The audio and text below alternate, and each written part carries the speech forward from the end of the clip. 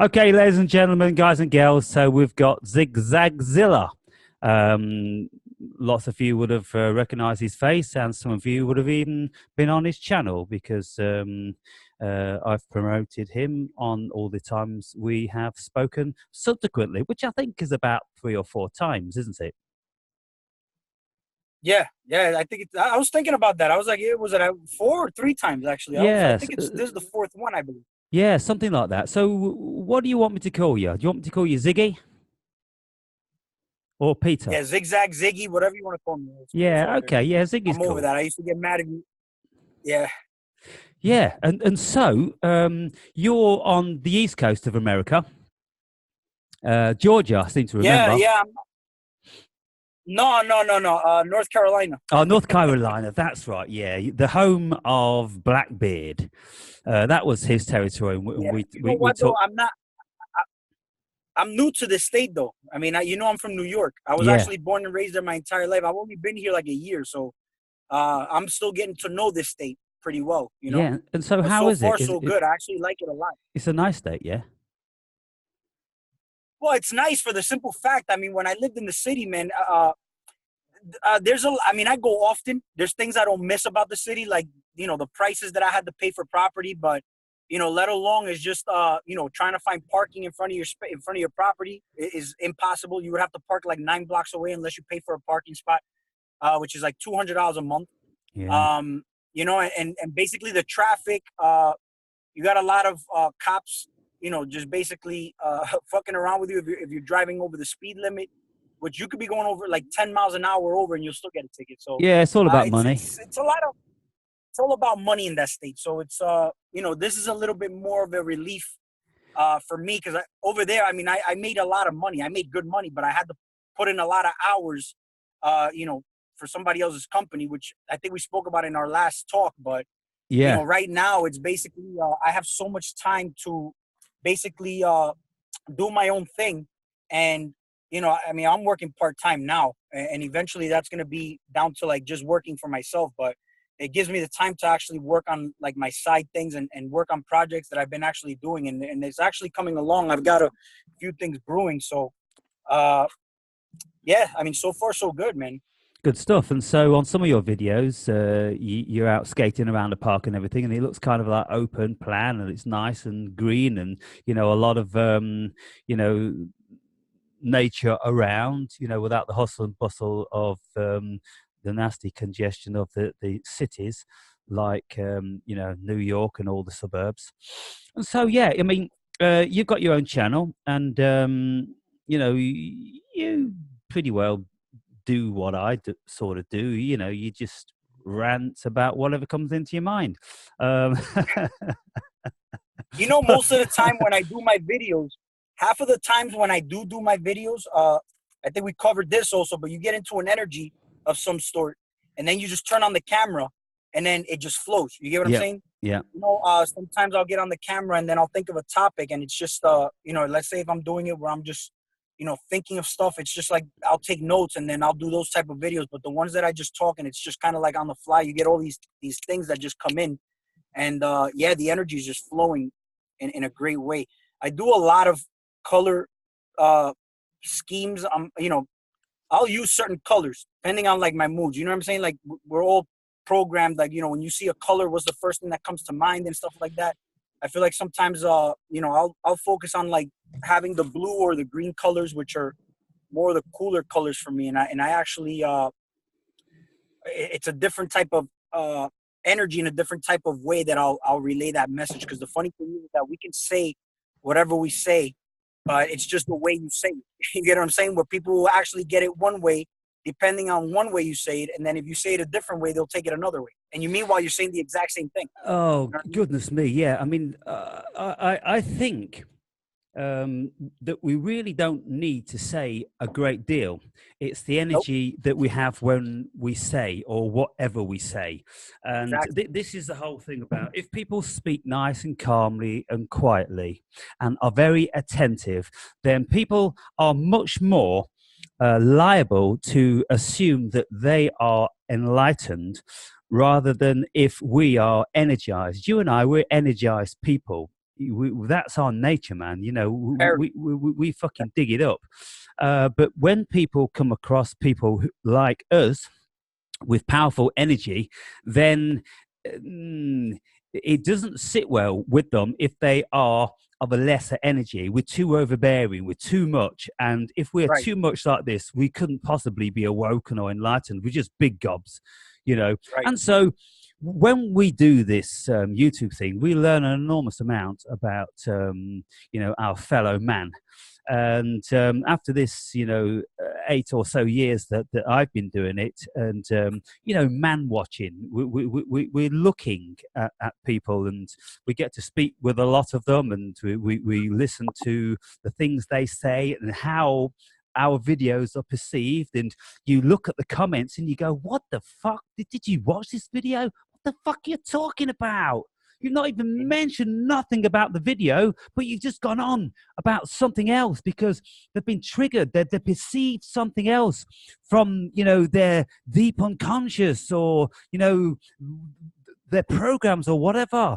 And then they unleash. And, you know, I get to thinking lots of times that, you know, channels like ours, they're just some sort of a relief for people to express themselves, you know, because they can't do it anywhere else. They can't do it with the family and friends. They can't do it with the work colleagues. And so this is why we get people like trolls, because trolls, they're very disturbed people. And the only way they're ever going to get away with saying the shit they do is if they can do it anonymously. Otherwise, they wouldn't end up with no fucking teeth, and all the ribs would be broken and all that sort of shit. I mean, no camera. They don't put a photo. They just got like a crazy generic name, which is, I mean, it's cool. You know what I mean? I like the point you brought up with, you know, like you can't speak to anybody about this kind of stuff. I mean, I started to ask myself, especially toward the end of last year, why do I make videos? Why do I do what I do? You know what I'm Yeah. saying? Like, what am I doing? Right? It's kind of like you just start taking a note of what it is that you do on a daily basis and kind of recognizing certain patterns. You know what I mean? And how your life turns out. You know what I mean? But see, I look at a lot of what's going on around me, but not in my immediate space. Like I'm talking about like family members and stuff. Because here's the thing. One thing I've actually came to learn is that I can learn from people who are completely unconscious, people who are just like, they have no idea what the fuck is going on. To some extent, the way I've actually made my advancements is basically being in a space where I'm not judging at all. You know what I'm saying? Because the moment I judge, I'm kind of clinging on to, you know what I mean, that certain situation, and I'm claiming it as mine to some extent. You know what I'm saying? Because we already know that everybody outside of us is an extension of us to some extent. You know what I'm saying? Yeah. But I'm putting an example here. I look at my son, bro, or I look at my girlfriend. You know, I could talk to her about certain things, but man, when I tell you she doesn't get absolutely nothing that I'm telling her, is absolutely nothing. And I'm telling you, I could be the most impactful person ever. One thing I've noticed is that it's not up to me to make her get it. She has to get it herself. But it's about, like, I started to think about what is like really opening up your mind. Because people say open-minded is basically accepting everything you hear, but it's not about that. It's basically opening up your mind, where you're literally doing it through just work, mental work. You know what I'm saying? And just basically learning how to use these energies to your advantage. So there's a lot of reasons why certain people are low energy, just because they're putting their attention and focus into things that they're not getting a return on. So I talked to her and I told her, you know, behind, let's say if you want to buy something here in this life, in this realm, let's say, right? You need to have money. But how do you get money here? You know what I'm saying? Because there's different ways I can say that you can get money. You can go and bust your ass and work to get money, or you could just position yourself to have this money, which is a physical representation of energy, to come to you. But the whole thing is, even that's not something that can be put in a mental picture for certain people. So I told them, like, all right, so let's say, for example, you know, a lot of people will acquire money because you could do it by hustling, you could do it by robbing people, you could get money in so many different type of ways. You know what I'm saying? Yeah. And I'm gonna get to a point of what I'm talking about, because it comes to, you know, like let's say, for example, the programming of people wanting to be satisfied. You know what I mean? Because that's what I feel everybody chases over here. It's just some Yeah. form of satisfaction Yeah. to some extent. Yeah. And a satisfaction will be kind of like an end goal, which is always something that they're always trying to achieve rather than just enjoying, like, let's say a process that they're going through, but a process that could lead them to whatever it is that they're actually looking for. But for example, like women nowadays, they think that, in order for a man to be successful, they have to be in a big house. They have to have, nice cars. They have to have all this, right? And, I'm talking to her and I tell her, I'm like, what is it that you're looking for as far as like what's, in life, you know what I mean? Because she says she wakes up very, very tired. She is lazy to read books. She doesn't want to read books. One of her friends actually it's funny because before she met me, one of her friends was telling her that, oh, I'm going to show you how to meditate. It's so cool because, and then every time she would show her how to meditate, she would go, oh, that's silly. I don't want to do that. You get what I'm saying? Yeah. But she's still at that state right now where it's like, yo, that's silly to some extent, but not exactly how I was back then. Because see, there's moments where I'll tell her, she'll ask me certain things as to how I know certain things or what am I doing differently. And I told her it's just about, managing your energy. What are you paying attention to? I mean, I don't want to put out her business out here, but she pays attention to the stupidest shit. You know what I'm saying? And it's no secret to when you observe these type of people, what it is that they're draining all their energy on. But then it starts to become like a heavy baggage to me. You get what I'm saying? Yeah. And here's the funny thing. I learned that talking to other people, I learned so much, man. Like it just opens my mind to have a deep conversation where energy starts to flow. You know what I mean? And I'll have these deep conversations with her, but it's not clicking. You get what I'm saying? And I don't Yeah. know if you've ever had that, but it doesn't click. So I started to say, okay, now I'm leaking energy here because I'm doing it because of the fact that, I live with her. She's my partner. You know what I mean? But we started to talk about like, what is love? What is true love? You know what I mean? Like nobody understands what that love frequency is. It's just like you can have, let's say if I'm married to her, right? And she has a guy that she's sleeping with. He's called a lover. Why is he called a lover? You get what I'm saying? Hmm. Like it's like you use that word love in even a way where it's an unfavorable situation for that. You get what I'm Yeah. saying? Yeah. But then you want to mention, she starts to, I'm sorry, I'm going to finish off now. No, no, no. Carry on because it's all interesting stuff. I love. You when you go into your rhetoric, feel free. Don't ever feel that you got to stop. Doesn't matter. Yeah. Yeah, I don't want to bombard. I know you probably want to chime in, but let me know if you do. I'll make it short. But I'm making some mental notes. yeah, so basically we talk about love, in love, but to me, love, and I've came to realize this, man, because I throughout my 20s into you know what I mean. I was a bartender. I had this job where I was working without a shirt. You know what I'm saying? And I was attracting a lot of females, and I slept with a lot of girls. But it's not something that I can say I'm proud of right now, because from what I know, all right. I mean, you basically have some type of connection with these people you sleep with. Half of these people I didn't even sleep with condoms. You know what I'm saying? Yeah. So it's like I have all this in mind. Now she's telling me, because I met her at a young age. I met her when she was 19 and I was 30. You get what I'm saying? She lied about her age, by the way, when she met me. Right. And and she's telling me, oh, I haven't slept with that many guys and stuff like that. And I'm like, you ain't missing out on much, but you know what I mean? In my mind, I'm always thinking like she wants to experiment in life and whatnot and this and that, but she's telling me that that's not the case. So I go, she asks me, so why do I feel so tired in the morning? I'm like, are you motivated to do anything in the morning? You know what I mean? Like sometimes it takes like a certain motivation, but it has to be like a motivation that has to come from her. You get what I'm saying? Yeah. And it's cool, you know what I'm saying? Because it's like the way I look at it is like this. I'm like, if I decide, and here's the thing, I know what I'm supposed to do. But then we're at a certain situation where it's kind of like we're held by the nuts to some extent. You know what I'm saying? We feed into these emotions of like, how do I put it, man? When you have a kid, you get what I'm saying? It's kind of like a distraction to some extent. But I'm not saying I don't. But I'll let you chime in. I'll think of what I want to say before I say something. You know what I mean? I do definitely have to put thought into certain things I say. Okay. So we started out by speaking about people with different energies and different capacities to be able to absorb information and to express themselves. Now, this is the one of the subjects that I'm incessantly banging on about. It's about finding this variety of person that is, like you say, open, like a sponge, absorbing all the information everywhere they go. And through their lives, they then acquire a lot of knowledge. And they can look at many, many different things from many different facets because they don't retain any biases.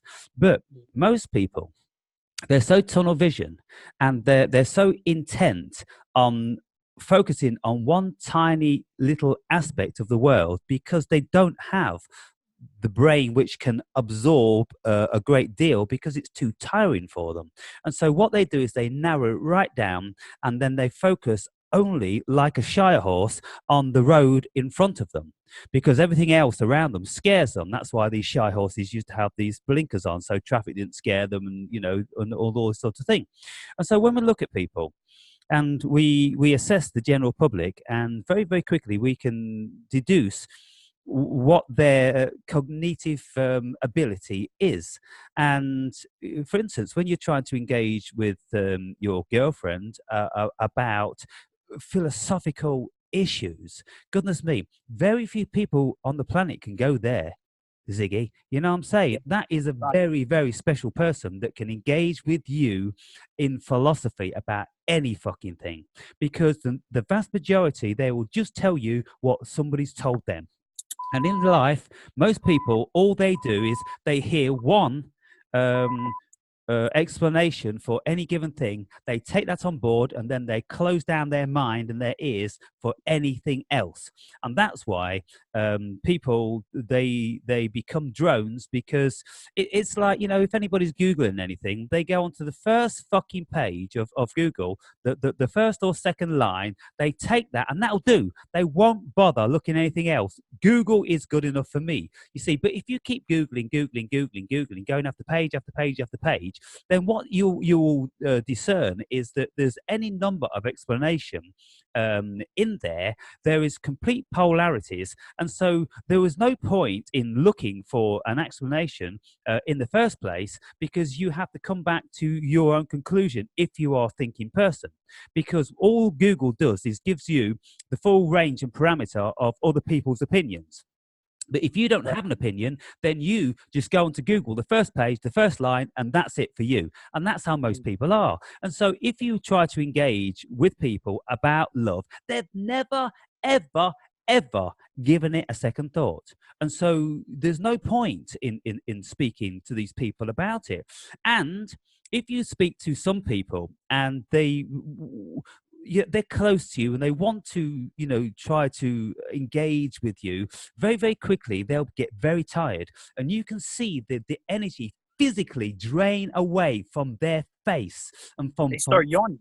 yeah, they start yawning. Their whole face sags. Their disposition seems to go into a Yep. negative zone whereby they feel completely helpless. This is why they don't go there, mate, because they feel absolutely helpless. So what they do is they focus on the illusion that they know something. That's all they can do, and that then is enough for them. Otherwise, they will fall down, and probably they will never recover, because this world is too much for most people. And that's why they need the programs. Right. See, she puts her goals, for example. Like, I'll give you an example. There's goals she wants, right? She wants she wants to get a big place. You know what I'm saying? She wants to acquire all these things, but then, you know what I'm saying? Man, when I tell you, see, this would be kind of hard to explain because I don't like to shut down things that people want to do. You get what I'm saying? Yeah. But in my mind, I feel like we can acquire so much more if we were working on the same page as far as I'm talking about self-empowerment, like in any kind of way, not entertaining any of these human kind of things out here. Because every time I've come out to do that, I kind of lose track of where I'm at spiritually. And it's a weird thing because I started to, when I was working, I started to, work these long hours. And then when I came to do certain things, it's like my mind was so uh, drawn into, like, let's say the business world and whatnot, that when I came to, it just seemed silly to me. Like my ego was saying, yo, this is ridiculous. You know what I'm saying? Like you start to feel these little changes and differences. But then again, when you're too imbalanced, let's say you go into too much of that, area, and then you try to engage in the bit, like you'll feel fucked up. You will feel like you're wasting your time at these jobs. You know what I'm saying? So it's definitely a mental state that we have to balance here. But it just becomes a little bit difficult when the people that you live with are definitely not on the same page as you. You know what I'm saying? Yeah. Um, I want it to be where if I'm gonna have any kind of currency coming my way, it'll be an effect as to the position that I am in mentally, and because it's a mental state. You know what I'm saying? If you have that mental state, uh, like I know you made the video before, and you guys were talking about elite. It's like an elite mentality. You get what I'm saying? Hmm. Um, but it's just a mental state where you know you're good, like you're fine. But when you're always chasing something, it feels like it's like the more you chase, the more it runs away. You get what I'm saying? It's kind of, you're looking at that as like a kind of like a god form rather than something that you're trying to attract because you're the source of the power. You get what I'm saying? Yeah. And Um, yeah, go ahead. so the difficulty is, and somebody puts a comment down on uh, the last Zoom conversation I had last night with somebody, and this person was saying, "Why are all the people young?" And I'm saying, well, because uh, that's the thing these days. The young ones are waking up. The old ones are too set in their patterns. And if they are awoken, then they ain't getting involved in this level of discourse because they're more settled. And it's kind of like, well, what the fuck's the point of it? You know, they get up in the morning, you know, the creaks and aches and pains. And, you know, it's enough just to get through each day. But for people such as us who have still got energy and we're still living in this thing, then we are confronted with these varying energies. And you see, the vast majority of people on my side, they're between 25 and 35. And then, you know, the next tier is between 35 and 45. And then very small, the age group after that. And so, what's happening is with young people who are waking up when they are young, then they are facing the greatest conundrum in the universe. And that is because they have to live in two worlds. One of them is the metaphysical world, it's the spiritual world, it's the world that you know you really belong to. But then the other world is the world that you find yourself in. And even though you know that it's not a reality, it's kind of, fuck, what can I do? I have to partake in it. And so this person that made that same comment that I just recited, you know, recites like, if you say that, you know, it is what it is and it's all perfect, then why are you always banging on about all the problems in the world? And I'm saying because we are speaking, you see, the difficulty is with anybody that's grasping what I say, I'm always speaking from two worlds. And I'm saying to people that I'm speaking from another dimension most of the time because the things I'm saying, they don't belong to this realm. They're from a heightened state of consciousness, awareness, and even from another dimension. And so, what I absolutely know about my life is that there's a spiritual aspect, which is the real self. But then I seem to have opted for this life experience. And so, because I'm here, I'm going to engage in it. I'm not taking the option of a Buddha sitting under a tree, grown lean, and just eating a bowl of fucking rice every day. I want to engage with all this shit. So I do. I go out and I get it, and I get myself in trouble, and I experience that, and I have the highs and the lows, and all this sort of thing. And so this is the thing. You know, when you are, you know, awoken and your partner isn't, your partner is only living in one world. She's living in the only world that she thinks has got value, and that's bigger is better. And the more, you know, Armani stuff or fucking Gucci stuff she's got, then the better she's doing. But you can sit there, you can meditate, and you can gaze at the sky or you know, the butterflies and the bees in the garden, and you can have the best feeling of achievement and accomplishment that anybody could ever have. And that is being absolutely relaxed and present with the world and yourself as it is, without being embroiled in all of the fiction that's going on and all the devil's taunting about you should have this and you've got to get that and people won't respect you if you don't have this and all that sort of thing. So it's very, very difficult for people these days because in this speeded up material world whereby everybody is told, and they are under the hypnosis that they have to be a certain way and do a certain thing, and then we are seen a representation of what we're supposed to aim for on the propaganda machine. Well, that's it, isn't it? And so we're dealing with that, and so what we have to do is somehow, if we can't get through to people, programmed people, NPCs. And at the end of the day, Ziggy, it's a hard fucking thing to address. But when you look at your loved one and you have to, make a decision whether, she's an NPC or not, whether your family members are NPC, whether your children's are NPC, whether your parents are NPCs, this is how it is. Most people, most fucking, supposed human beings are NPCs. And they really are a non-playing character in the world that I'm speaking about, in the spiritual world. They're drones. You know what's came to mind lately for me? You ever seen the movie The Truman Show? Yeah, of course. I mean, I'll tell you right now, I've done shit to really push the buttons, man, push the envelopes, and it's still, you know what I mean? As if it's like, okay, whatever, you know what I mean? It's like I've done things to really push the envelope on purpose. Like, I'm telling you, man, I even told them, like, listen, me even answering and entertaining you is me engaging in this, but make no mistake, my mentality is in the fact that I'm only doing it because I decide to engage, not because I'm giving this energy or emotion. I'm just talking and I'm observing what's going on. You get what I'm saying? Mm-hmm. But man, have I pushed the envelope? And it's like, like you see the Truman, he tries to do shit, but it's like he just can't get away from a certain situation. The funny thing here is this, man. You said, you want to engage, you engage, but you engage with a certain mindset, and this is where you can see things basically as an observer, or just basically, how do I say it, man?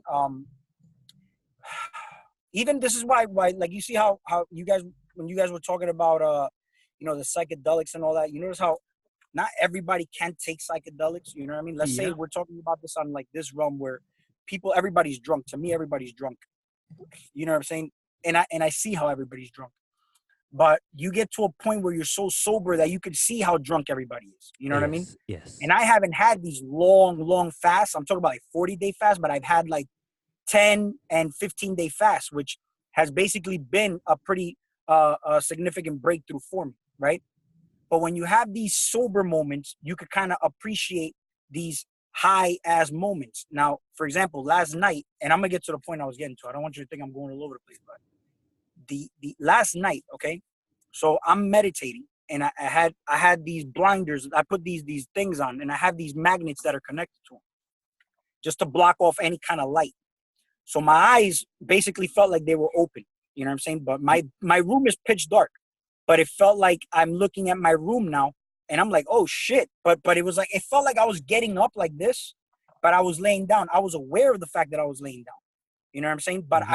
I was getting up. Somehow I was up, but I wasn't trying to get up. It was just like me, just physically, just not physically, but like, I was floating. My consciousness was floating. It sounds like you was leaving the body, like having an astral projection. Right. And I was aware of the entire thing. Yeah. I was aware of everything. But here's the funny thing. So before I did this, I saged my room. And the reason I did this is because I clear my room out before I do any of this. Not because, I do this for any kind of protection. Sage is just basically kind of like clearing out a space of any debris, of any stupid thoughts that I may have had. You know what I mean? Right. Because it's all coming from me anyway. Yeah. You know what I mean? It's not like I say, oh, something invaded me. No. I'm the one I put myself as the cause of everything, and I take responsibility for everything. But man, I was getting up, and then I'm seeing everything, but it looks like the lighting is kind of red. You get what I'm saying? Mm-hmm. And I'm seeing shadows just walking around. They're just walking around. But the funny thing is that I wasn't scared, but I don't know, for some reason, man. Like I don't know if I mentioned this to you before, but you saw when I told you that I was in a dream and everything seems like normal. You know what I mean? Unless you look at it from like this egoic self that it's like, oh shit. Like, remember I told you I saw a demon in like a mall, but before I went up the escalators? Okay. This shit looked normal to me. But in this state I was at, they were there, but they were there working for me. You know what I'm saying? Uh-huh. But they were afraid to look at me. You get what I'm saying? Right. They were pacing back and forth like if they were soldiers. You know what I'm saying? They were just pacing, but they didn't want to look at me. And I'm looking at them just like that, just looking at them. And then all of a sudden, I felt some type of surge of energy. My heart started going boom, boom, boom, boom, boom, boom. And then I came back. And then I woke up. I was like, yo, what the fuck was that? But then here's the funny thing. When I came back, it kind of freaked me out. You know what I'm saying? I was like, what the fuck was that? But when I was in that state, it's like you mentioned something that was fucking brilliant. You said you completely disassociate yourself from the body. Yeah. You know what I'm saying? But you're aware of the fact of what's happening. Yes. Now I'm able to accomplish all this without doing any kind of drugs, but I'm doing it where I'm staying completely still. You know what I'm saying? My focus is so first of all, I focus first on my toes and then work that energy all the way up to my head. But by the time I'm at my head, that's where all these things start to happen. You know what I'm saying? Because I focus and I stay there. The moment something like a thought comes by, I'll just kind of like, I'll know that it's there, but I'll go back to what I was doing. But I'll tell you right now, once you get to a certain state, all that shit just goes away. And certain things, just like crazy experiences start happening. Like I don't know if I told you this, but I saw an image of a tiger that pixelized in front of me. And I also want to get to a topic that you were talking about yesterday when you talked about the AI, emerging with AI and shit. But getting to these states where everybody's drunk, like I said. Let me see what I was saying. Oh yeah. So I'm appreciating these things because of the fact that I was actually so I got so sober, and the fact that I fasted from eating. I was just drinking water. You know what I'm saying? Mm-hmm. And it's like an eye-opening thing where you start to, it's not even like you start to have like knowledge is everywhere. You know what I'm saying? All this information is everywhere. There's gnosis is basically a realization, like you realize things. Because I told let's say my girl, and I told her, yo, you're really nothing. You know what I'm saying? And she got offended. But like if she told me I was nothing, you could kind of see that from nothing. You could say, well, that means I could be everything. You know what I'm saying? Because from nothing, you could be everything. If you're something, then you're limited to just being that something. You know what I'm saying? Yeah. So it's like, I told her, I'm like, you see, I just told you you're nothing. You got offended, but it's like a realization that you got to have of certain things that are just like coming your way. You know what I'm saying? I told her behind, let's say, if money is and I made it the most simple way, like, and I'm only doing this to kind of like and I'm not testing her, like I'm not letting her out test her, but I'm just saying, like, just kind of having a conversation to see how she answers. And it's like, I'll tell her, like, how do you pay for things here? It's like, you pay with money. You know what I'm saying? So I'm like, all right, but what is money? She goes, paper. I'm like, yeah, but what is paper? So it's like, I'll say, okay, it's a physical representation of like what we call energy or currency here. So I told her, I'm like, if you're, giving your energy to something, which is like a spiritual type of energy, how are you paying with? And then she goes, with your focus. And I'm like, no, not with focus. But basically, I was trying to get to the fact that to say with attention, you know what I'm saying? Because energy flows where attention goes. But I'm trying to get at where's the attention going. But it was just like a blank stare the entire time. You know what I'm saying? So it's like, it wasn't like a registered realization of what I was saying. It was just like, she's listening, but it's not registering. You get what I'm saying? Yeah. So it's kind of funny how when you look at certain people, you see how they're like in their reptilian brain where they're just in survival mode, their fight or flight or whatnot. Like even when she was saying, oh, the meditation is like, it's silly. You know what I'm saying? It's like, you're just the ego is trying to survive to stay here. Because when you meditate and you go into these altered states, man, you're leaving that shit behind. Yeah. You know what I'm saying? It's like a fight. You're fighting with yourself the entire time, bro. But as I'm seeing her, I'm still seeing reflections of myself to some extent. You know what I'm saying? As dormant and as unconscious as she is. You get what I'm saying? Even certain people, like I've heard certain videos of yours where, man, I definitely right now, I'll tell you, I appreciate a hell of a lot of what you're saying and the way you're saying it, but others won't appreciate it because they don't that's what they don't understand. They're not getting it. You know what I'm saying? And certain times when you talk in a certain tone, it's very hypnotic. You get what I'm saying? But it's like, what are you really talking to if their mind is not in that state? If they're in their then it's not registering. It's kind of like you turn a channel, but if the frequency is not a match, you're not going to hear anything. You know what I'm saying? It's like completely blank. And it's kind of funny how that shit works because people are like literally like computers. You know what I'm saying? You could listen, I've done it where I'll do certain scenarios and it's like let's say she or somebody else will just do certain things based on the way I set up a scenario or set up a situation. It's funny, but they're like computers. Everybody's like a computer. And I've done this even coming up in my career. Let's say when I was working and I was a manager my entire life, I did this without even knowing I was doing it. You know what I'm saying? And I always had the real good gift of knowing when somebody was indirectly saying some dumb shit to me, but I would always play the stupid guy because I know how to play the dumb guy too. I don't play the smartest dude in the room, but I could also play the real dumb guy also. You know what I'm saying? Well, I'll pretend I don't know what the fuck you're doing, but I know what you're doing. Yeah. You know what I'm saying? And it's something that it's like robots. I'm telling you, that's how I feel like I deal with robots, Well, and it look, happens with friends, family. You know. yeah, I mean, you see, we're drawn to each other because we're in this vibration, and I'm speaking about it all the time. Mhm. It's a very, very narrow parameter of consciousness, and it,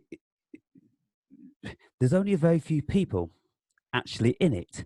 And then when we listen to so many other people, we hear sheeple, we hear automaton, we hear husks, we hear muggles, we hear I don't know. Just see if we can reel off another five of these derogatory terminations or terminologies for people who are not awake, they're sleeping, and you know all this sort of thing. There is, and there always has been, an awareness that there is a whole lot more going on here than the average person would care to consider. When we look at Westworld, for instance, there we have it again. We have so many depictions of different varying levels of consciousness on this planet. And so it could even be that, you know, we are the only real spirited human beings like Truman. Everybody else was a robot. They're all scripted. They were just scripts. They were supposed to say exactly what they were supposed to say. And we encounter this in a very precise way when Truman's wife starts advertising shit when she's speaking to him. Do you want some cocoa? It's la di da di da da. And he goes, "Who the fuck are you talking to, Audrey? Who the fuck are you talking to?" And then she starts to get all panicking. But that's it. That's what they are. They're script. And we look at them, we go, well, you're fucking bots. You know, you're all script. And it can be very disconcerting for us until we realize that, aha, it's a game. Okay, now I know that they're bots. Then Mhm. what my job is to seek out other um, spirited human beings. And so that's what we're doing. And so now I have connections all over the world with other spirited human beings.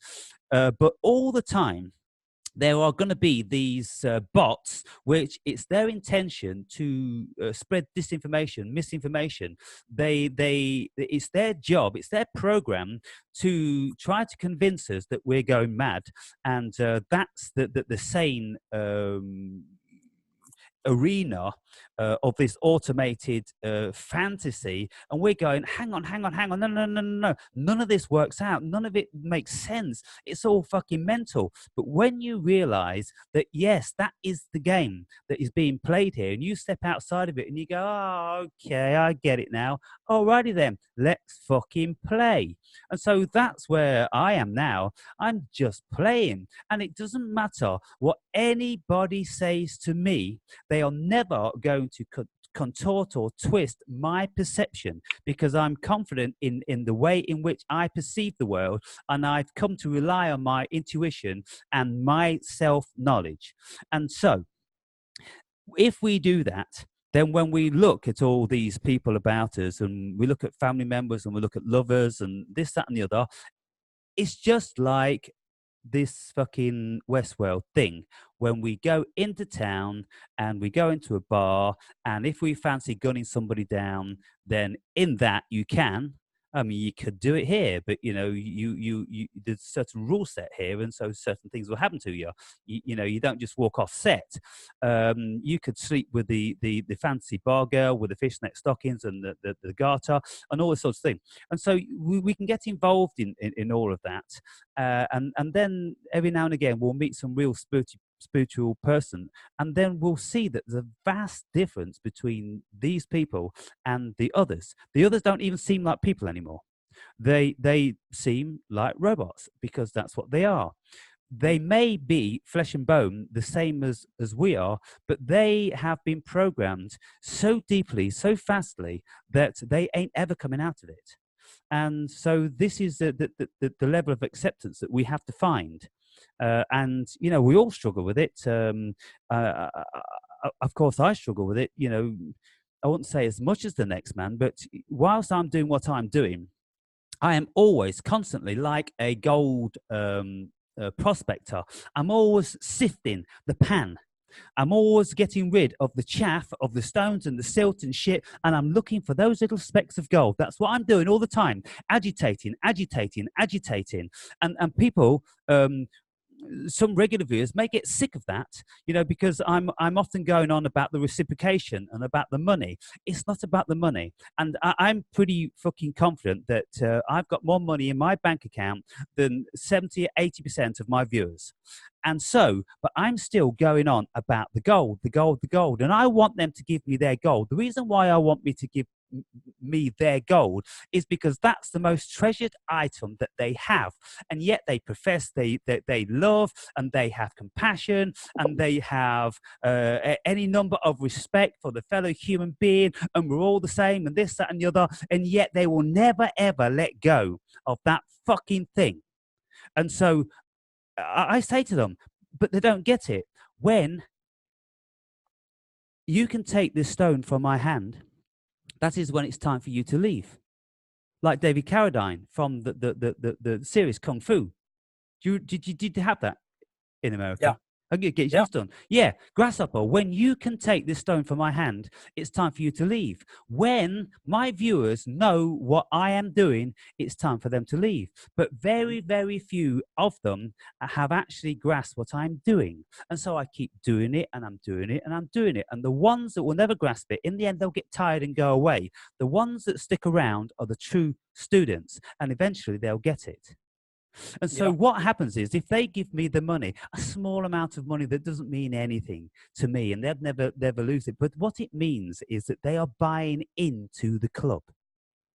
It's like going to see a movie. If you want to go and see the movie, you buy a fucking ticket. You ain't getting in for free, you see. And so if you do buy the ticket, it's because you're showing the ticket office boss or whoever it is that you want to see that movie and you value it. And so therefore, that's what I'm looking for. I'm looking for the people that value, and I want to see that expression of value. And I want to see it in the most hardest possible way. And that's when they release their currency to me. Yeah. Uh, But one thing I could tell you is I've actually had more of a problem with certain, let's say, teachers than I do with certain people who are listening. You know what I'm saying? Because see, the problem with certain teachers, they're claiming to be, all in the know, all spiritual and whatnot. But everybody fights amongst each other. You know what I'm saying? Oh, this person stole my information. In actuality, man, I think that there's a need for anybody who wants to speak. And the reason why is because of the fact that you see how you relay a message, how I relay a message. It may not be to the flavor of certain viewers. You know what I'm saying? But somebody else's softer, pussier message could be of a flavor to that person. You know what I'm saying? yes, yeah. So I appreciate everybody who puts information out. When they start coming out with this, this is robbing information and this content. It's like, what the fuck is that? You know what I'm saying? Like you didn't invent it. You read it from somewhere. You took it from somewhere. It's not like you didn't come up with anything. You know what I'm saying? If anything, I'll probably say I'll talk about like certain contents of certain topics of what I've went through with certain experiences. You know what I'm saying? I haven't done drugs yet. You know what I'm saying? Do I plan to do them? Probably in the future. Yeah, I'm gonna probably get into, testing out these drugs. But even certain topics where it comes to that, when I'm saying my own experiences, I wouldn't say absolutely everything. And the reason I don't say everything is because I don't want to have that kind of responsibility in my hand to say somebody else had the experience based on something I said. You know what I'm saying? That all trickles down somehow. You know what I'm saying? And it's like you'll have an experience based on thinking that you're gonna have this, and it holds expectation for certain people. You know what I'm saying? Certain people may come out and say, "Oh, I had this drug, but this is not the experience I had." You know what I'm saying? And it's like you had an expectation, and what's the thing? You got disappointed. You know what I'm saying? It's like whatever experience you had, it was your experience. Whatever happened, if nothing happened, then that's what was supposed to happen. Absolutely nothing. You know what I mean? It's not like me, for example. I'm just grateful for whoever is listening, talking. Whoever's in my life at the moment, I'm still learning from everybody. You know what I mean? I'm also putting out what I know. You know what I mean? And it's like I don't know everything, but I don't. It's not like I'm saying I don't know anything either. You know what I'm saying? I'm always opening, because if I say I know everything, then I'm closing myself off to knowing more. But basically, coming down to how did I even start with this topic? What did I start off with? I don't know. I was gonna get into something, and I completely forgot because I drifted off to something else. But um, Well, let's see if it comes back to you. So let's go back then to why we do what we do. I don't know why I do what I do. It seems beyond my volition. I fell into it. I took to it like a duck to water. I have never been as consistent with anything in my life other than working out, which I've done consistently for 45 years. But everything else, I'm very interchangeable.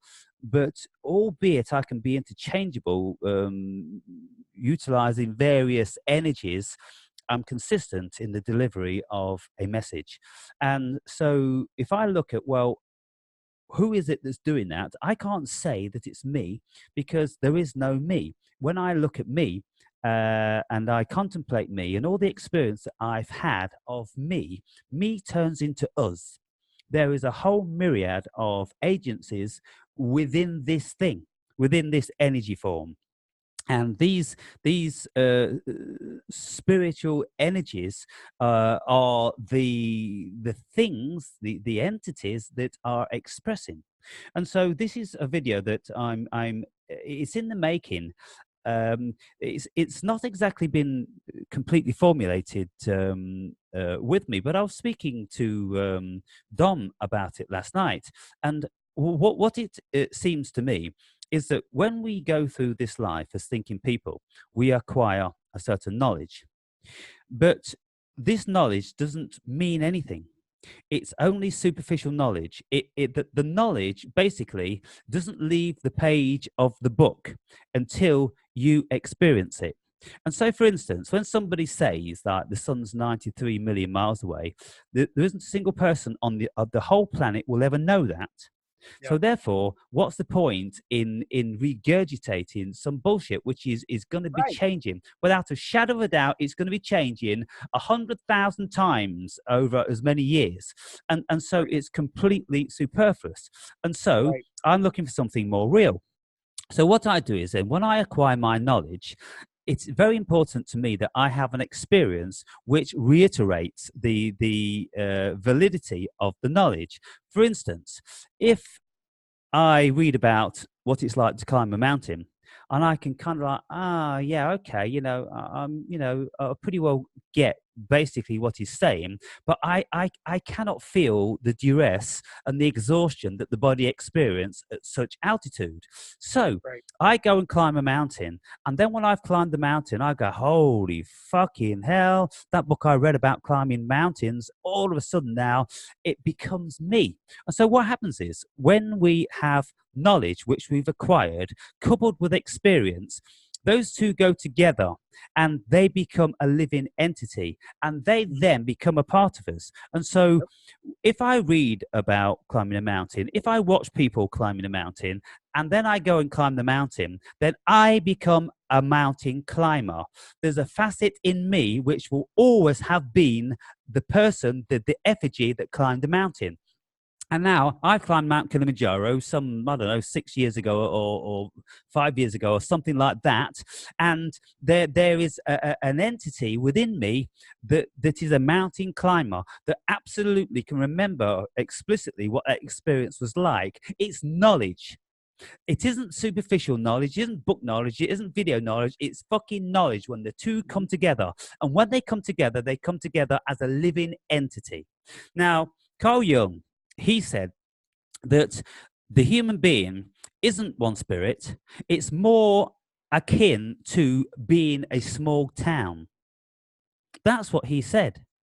Because within this thing that we have been led to believe that there's only one spirit, there's a whole myriad of spirits. And what we do is, and what I absolutely believe to be true through my experiences, all the things I've done, experienced in my life, and have had the knowledge, so I understand what has actually took place. Because we can have an experience which we haven't understood and we can go, what the fuck was that? What the fuck just happened there? We don't know what happened, right? We haven't intellectualized it.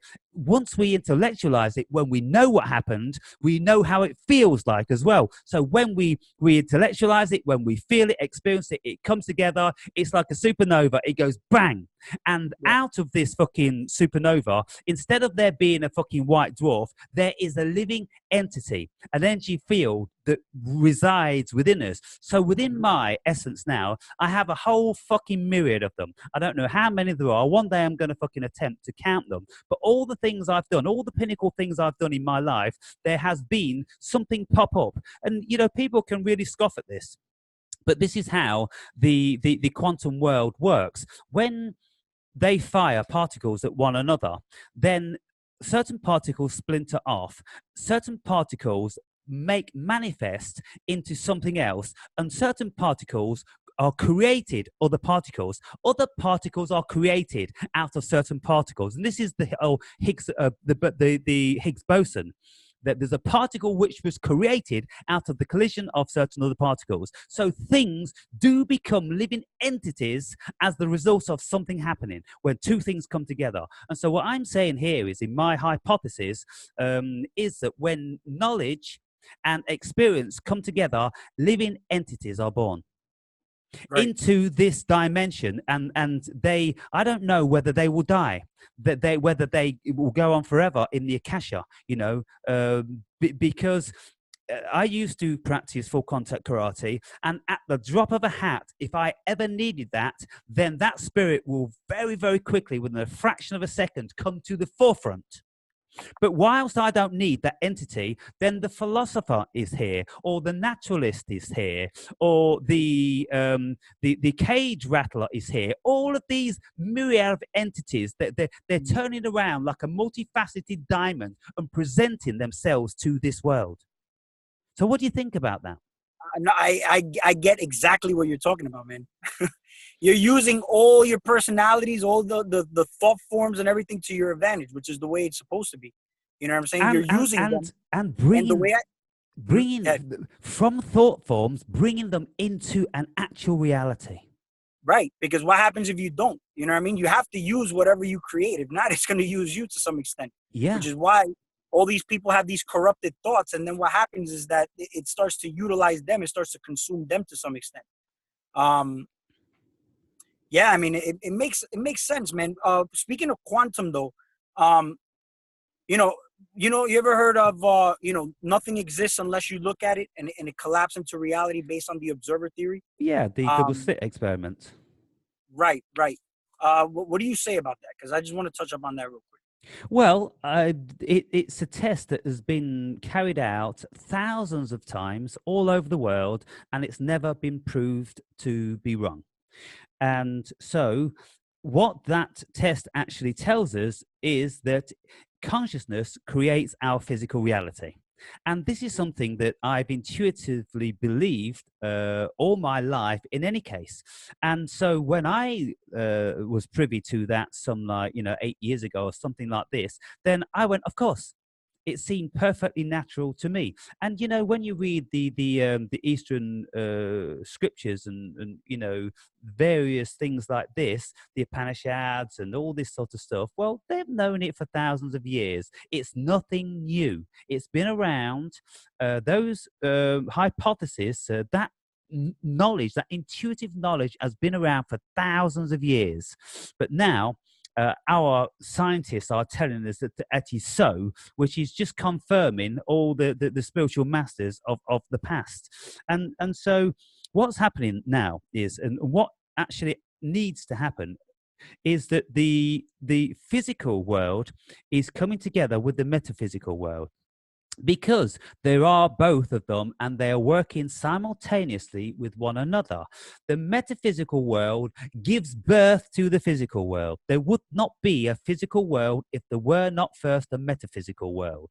So the metaphysical world is consciousness, and out of consciousness comes thoughts, and from thoughts are created things, objects. You see, if you were a caveman, thousands of years ago, and you wanted to kill an animal, and you never had the strength in your own hands to do it, then you thought about a tool which would do it because it's got a greater level of impact, and maybe it's sharp and this and the other. So you pick up a rock and you smash something's head in, and then you think, well, I can't carry this fucking rock around with me all the time, but I'm going to need this thing. And if I grab hold of an animal, or if I trap an animal, it's potentially dangerous to me. I want to kill it, very, very quickly. So therefore, I want this fucking rock with me all the time. So you find a way of carrying this rock around, and then that's when stone axes were created, and then they could tie them on the belt, so they've got them there all the time. So what I'm saying here is, via the thought, when we think about it, we bring it into reality.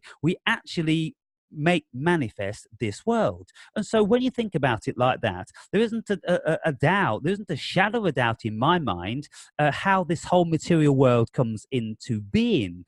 It is absolutely derived out of thought. And I'm saying this all the time. There would be no desk and microphone and headset if we never had a concept for it. Because if we never had a concept for it, then we wouldn't have imagined it, would we? And so what we first and foremost do, we imagine, well, how can I hear him a little bit better? How can I shut out all that other noise but just hear, Ziggy? And so then, you imagine the headset, you write it down, you put it onto paper, and that brings it into like a two-dimensional world, yeah, when you put this stuff onto paper, and then you give it to an engineer, and then the engineer brings it from a two-dimensional world into a three-dimensional world. Right. See, the thing is, that's kind of tripped me out when I'm like thinking about it heavily, because I actually I have videos where I know I probably broke my wrist, right? And I healed it so fast. But then the thing is, like I said, you see how we don't know you're never going to be able to physically see your heart. You know what I'm saying? You're never going to be able to physically see any of your organs. You know what I mean? And anytime that they would cut you open, you would be put to sleep anyway. You know what I'm saying? So it's not like they're going to cut you open and you'll be awake looking at all this shit. Yeah. But we see what these organs look like based on the dissection of another body. You get what I'm saying? Mm-hmm. Me, for example, there's been moments where I'm meditating, but I'm focusing on these specific points in my body, and I feel a pulsation, which means that I'm focusing my energy there, and it's actually creating an energy in that specific space. I'll do this with certain chakra centers and whatnot, but specifically when I broke my wrist, man, I was able to, and it's not like I'll envision it the way it's said in books. I'll envision it in other ways. You know what I'm saying? When I broke my wrist, I pictured it where I was pixelizing it, being straight and normal again. And I did this for 3 days, and it was by far one of the quickest heals I think I've ever had as far as a broken bone. You know what I'm saying? All diseases and stuff like that, let's say all these things, just based on us knowing about it, I feel like it can have a more detrimental effect on a person. For example, like, you know how now people say, they're empowered, they could eat whatever they want and stuff like that, which is, I'm a big believer in that, because nothing can pretty much destroy you. If not, you're basically saying it's more powerful than you. But, at the end of the day, based on everything that we know, right? And it could go into other factors, because it's not even basically the food. It's basically the drugs that are in the food. You know what I mean? That's basically the most important thing. Because if I'm looking at, let's say, or studying the human body consists of like I'm talking about a myriad of bacteria. You know what I'm saying? I'm growing water kefir. You know what I'm saying? And then, for example, I can't use chlorinated water on water kefir because it would kill all the microbes that I need to make the kefir. So I would have to put distilled water in there. But the thing is, if you look at all the elements and how they're all manipulated to some extent, you get what I'm saying? Let's say, for example, the water being chlorinated. You take a shower in cold water and in that kind of water every day. You brush your teeth in that kind of water. And then you say, let's say the air element, let's say they put the spray up in the air, which, again, I'm not focused on all that. It's just something that I think about just to put to light. You know what I'm saying? I don't put any like emotion or any kind of feeling toward it. But, you have the air, you have the earth element. You know what I'm saying? How it all gets impacted by what's being dropped on the ground based on what's in the air using, let's say when the rain falls on it. But you get what I'm saying? Like, all these little things can have an effect on the microbes inside your body. Now, when I look at microbes, for example, whatever you put into your body, you're introducing it as some form of information. You get what I'm saying? Now, people want to talk about, like, gene expression, or let's say, dormant DNA, for example. let's say if we were to do everything correctly as far as like, favoring the beneficial microbes in your body. You know what I mean? And you still need some of the bad ones in there, of course. Everything's got to be in balance. But if we were to do that, right, wouldn't we be using food as medicine rather than a drug instead? Because if you look at the way sugars are manipulated, like sugars, you have high fructose corn syrup and all these type of sugars that are addictive. And that could go into women because women too are addictive also. Um, and let's say cheese. Cheese has got the same effect as heroin on the body. You know what I'm saying? It becomes very addictive. Breads, same thing. Uh, the meats, of course, the fattier they are, the better. But we all know that the toxins all get stored in fat cells. See, all these things to me kind of affect the beneficial microbes in the body. And then everybody outside of you that you try to turn on are basically, I look at it as they were like cells in my body that are dormant as well. So let's say, for example, that whole concept of like, when you empower others, you empower yourself.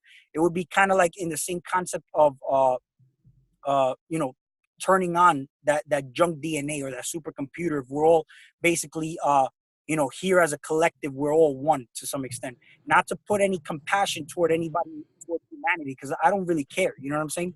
But it's basically just coming from a space of you being source, and then it ties into the whole Jesus Christ story. How, let's say, if you want to be the ultimate human, where Jesus Christ, died for your sins, so he sacrificed himself for that. You get what I'm saying?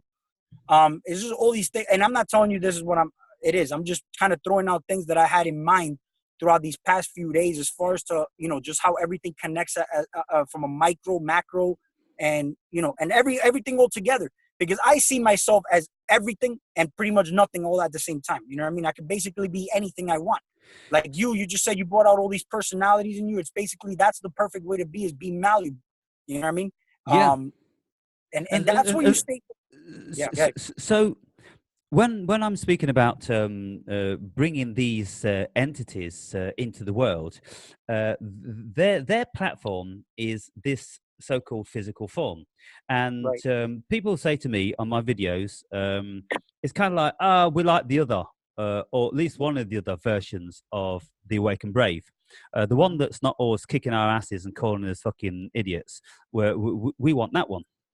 And so I go, well, all of these certain facets of the Awakened Brave, they have their time and the place, and they are like soldiers, or they're like business operatives. They get deployed when it is necessary for them to be deployed. And so I say, well, if you don't want to be presented with that debt collector, let's say, like I'm knocking on everybody's door, and I'm like, you owe $5 or $10. You've been a literature thief. You've been stealing the Awakened Braves thoughts and energy, and you haven't been paying into the coffers. And so that's one of the energies I've been sending out. If you don't want debt collectors to come to your door, then pay your fucking debts. Or don't subscribe to the loans of the sharks or anybody else. Don't go to a bank manager and ask for a fucking loan if you're not going to be paying the fucking installments.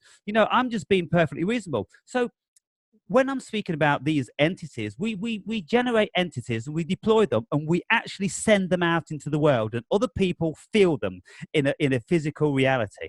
So when you're speaking now, you're speaking from the physical realm. You're speaking from consciousness, observing something and bringing about a reality.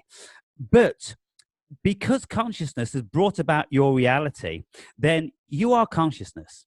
And so the way I look at it, in my life, I have eaten exactly what I've wanted to eat, and I eat fatty meats all the time. I love pork chops and lamb chops and chicken with the skin on and all this sort of stuff, and anything. I've done it all, and Oh, I've done I do copious. too.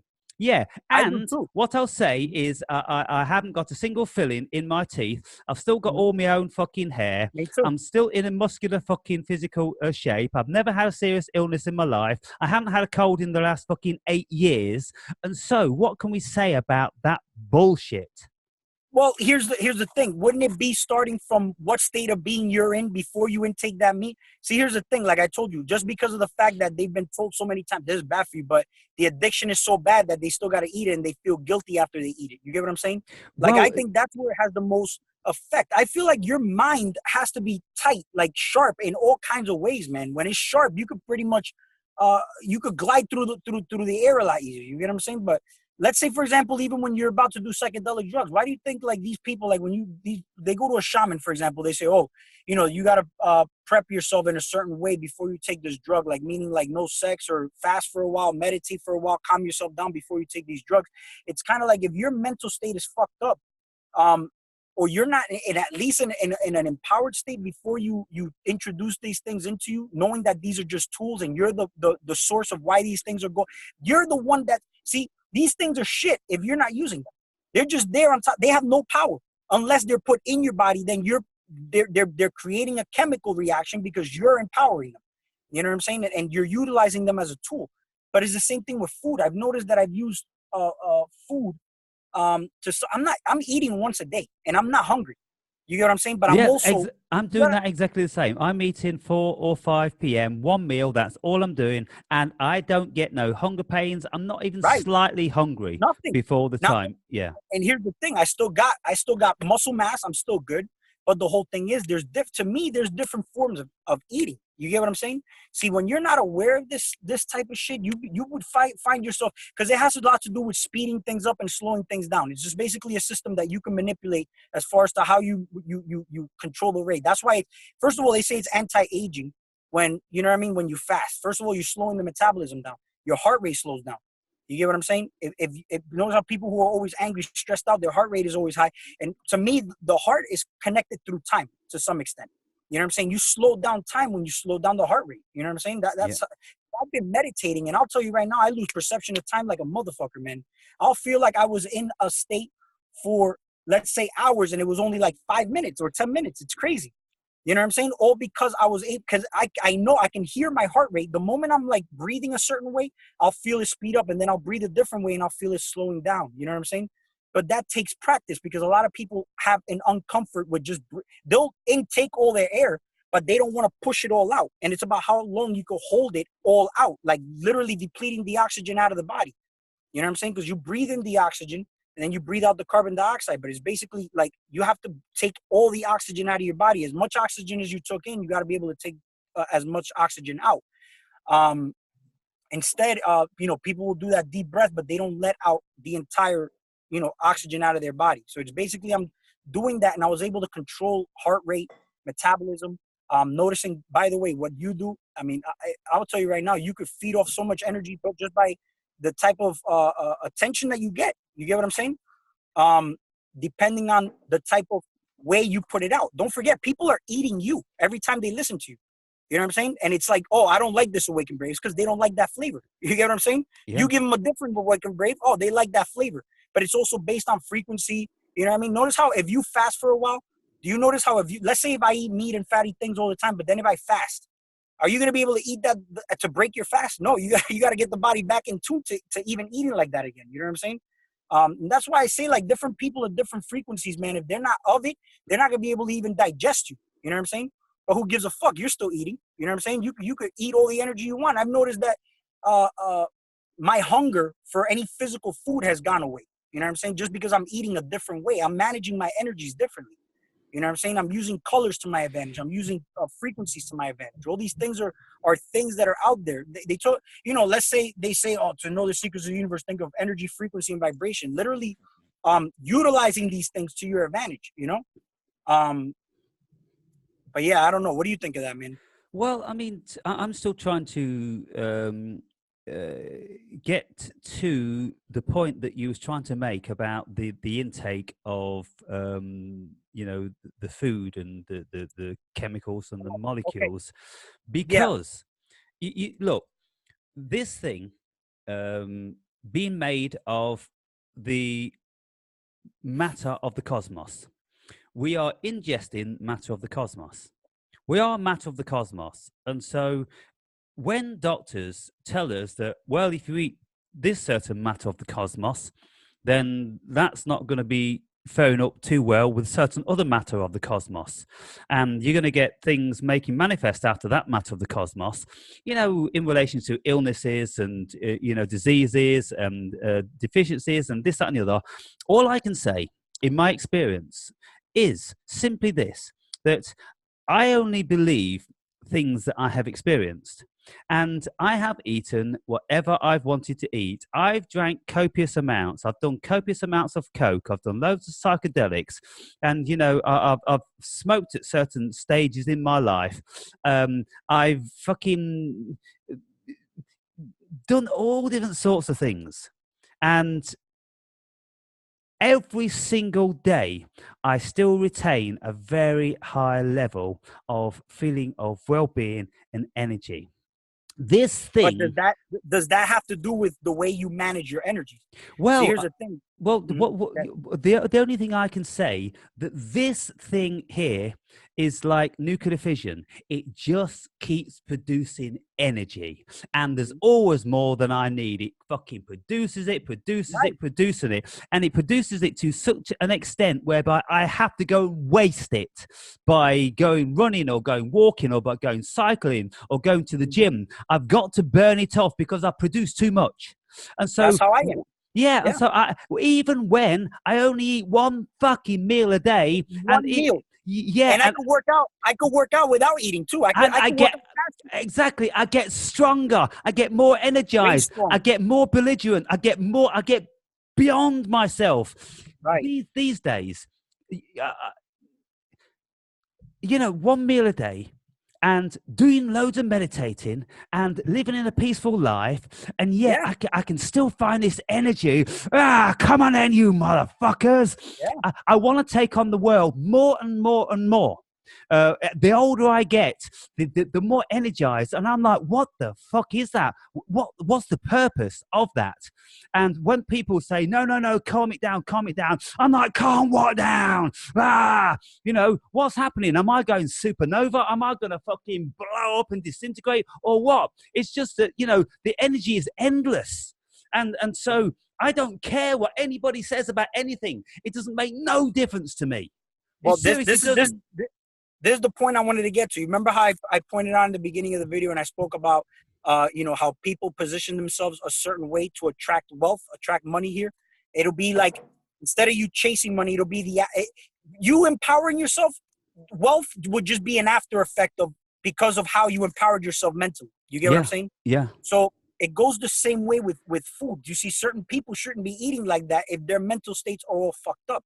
You know what I'm saying? It's just how the body receives. See, a lot of people still associate themselves very closely to the body. When you're able to disassociate yourself from the body, you're able to ride the dragon rather than the dragon riding you, because you think you are the dragon rather than you just riding the dragon. It's kind of like if I ride a horse and I'm riding next to somebody, right? And the horse just takes off.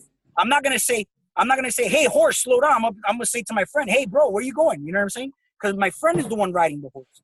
But a lot of people are associating themselves with the horse. You get what I'm saying? It just basically, when I say about the food part, you notice how through stages of awakening, people, like, the first thing they'll do is fast. They'll clean their system out. You know what I mean? Everybody goes through that. Or they'll stop eating meat for a certain period of time, but then they go back to eating meat. And then, you know what I'm saying? Like, you could see in their demeanor, their attitudes and all that, it's still the same shit. You know what I'm saying? They just go back to being the same old person that they were at one point. Just basically just observing certain things. But let's say, for example, if you do drugs, let's say if you drink alcohol, you're gonna get drunk. It's not like you're gonna say, oh, I'm not gonna get drunk because my mind is strong enough not to, get drunk off this alcohol. You're gonna get drunk. It's just an effect of what happens when you take a drug. But do you take enough to the point where you black out? You get what I'm saying? Like, when you black out, that's another thing. Some people eat to the point where they black out. You know what I'm saying? Let me just talk to you about that though, because Wait, before you go on, I just want to say this before I forget. So when it comes down to, like, energy, for example, because I've overeaten, but when I overeat, I notice that there's a certain type of energy that I'm lacking, like the energy to sustain myself through a meditation. You get what I'm saying? I'll tend to fall asleep easier rather than maintain awareness. Like, I maintained awareness last night, but I'm eating a different way. So I've done this through experiments. You know what I'm saying? I'm not saying this is something I've read. It's just something that I've experienced. Even my dreams are basically not as vivid as they would when I overeat, because I'm in a different type of sleep. You get what I'm saying? It's like, uh, your body's trying to recover from what you put in. It's not basically, it's like you're putting something in. It's not about digestion. It's about more of a recovery. Why do you think people, like when they're younger, you know what I mean? They can eat pizza, they can eat, they're recovering faster from what they ate. It's like if they break a bone, they could heal faster because they can recover faster. But a lot of the stuff that's in it has a lot to do with manipulating the endocrine system, which is basically your testosterone. It produces hormones. And, let's say growth hormone is what the younger people are very abundant in. The older you get, the more that gets lessened and lessened. But as time goes on, I'm noticing people in their 30s are having testosterone problems. But why is that? You get what I'm saying? Is that like, this is the thing. I don't believe that food can fuck you up if you don't. I believe food cannot fuck you up unless you believe it can fuck you up. But the whole thing is, everybody, even if they're not aware of it, how is it that they're having testosterone issues at the age of 30? You know what I'm saying? They're all fat. You know what I'm saying? Like, I'm talking about obesity, because when you're fat, you know what I'm saying? It's a problem. You're more prone to diseases when you're fat. So that's why I even mentioned that, because I believe that even, let's say, certain information you hear, you need to be able to digest certain information. That's why certain people can't digest what you're saying, or even some things that I say. You get what I'm saying? It's like you got to be at a certain frequency, certain mindset. That's what I was trying to get at. It's not like to say that if you eat, the food is going to fuck you up. No, it's just, I wanted to compare like what your thoughts were as far as like your mental state compared, because Food and Drug is in the same category. Food and Drug Administration is in the same category for some strange reason. You know what I'm saying? And it's all controlled by Big Pharma the exact same way. You know what I'm saying? Don't matter if you're eating greens, you're still getting all those chemicals, the pesticides and all that, because it's all about the money. Yeah. You know what I'm saying? Now, if a person, let's say, was in that same position, would you do the same thing to gain that profit? You get what I'm saying? Or would you find a different way to eat or self-sustain yourself? You get what I'm saying? It's just, you see how we're eating one time a day only. We don't need to consume all that shit, because we're less susceptible to it because we're eating one time a day. You know what I mean? And I'm sure that the one time you do eat, you try to eat the healthiest meal possible. You're just not eating any kind of garbage you want, right? I'm eating a roast meat meal. It's either chicken Yeah. or Last lamb. night I had bison, Yeah, and I or had that experience. yeah, I'm eating fish and a whole plate of vegetables, all fresh vegetables. And Right. so then I'm drinking now, a couple of glasses of red wine, all the antioxidants in it and the benefits of doing that. And I'll have one can of brown ale per night. And so the thing is about it is that I believe that it's frequency. When people are in a certain frequency, if you look at Richard Branson, there isn't anybody that can look at that guy and know that he's not in a very high frequency. He's a high frequency guy. He exudes high frequency. Everything he touches is high frequency. He's just one of these people that he looks healthy and Yeah. he's so charismatic and Right. he's nuclear fission. Energy is coming out all the time, and so he Right. doesn't need to conserve it because he can give it, give it, give it, give Right. it. And so there's a difference. And when we look at people who are, naturally weak and naturally prone to obesity and naturally prone to this and that and the other, well, look, show me an enlightened person.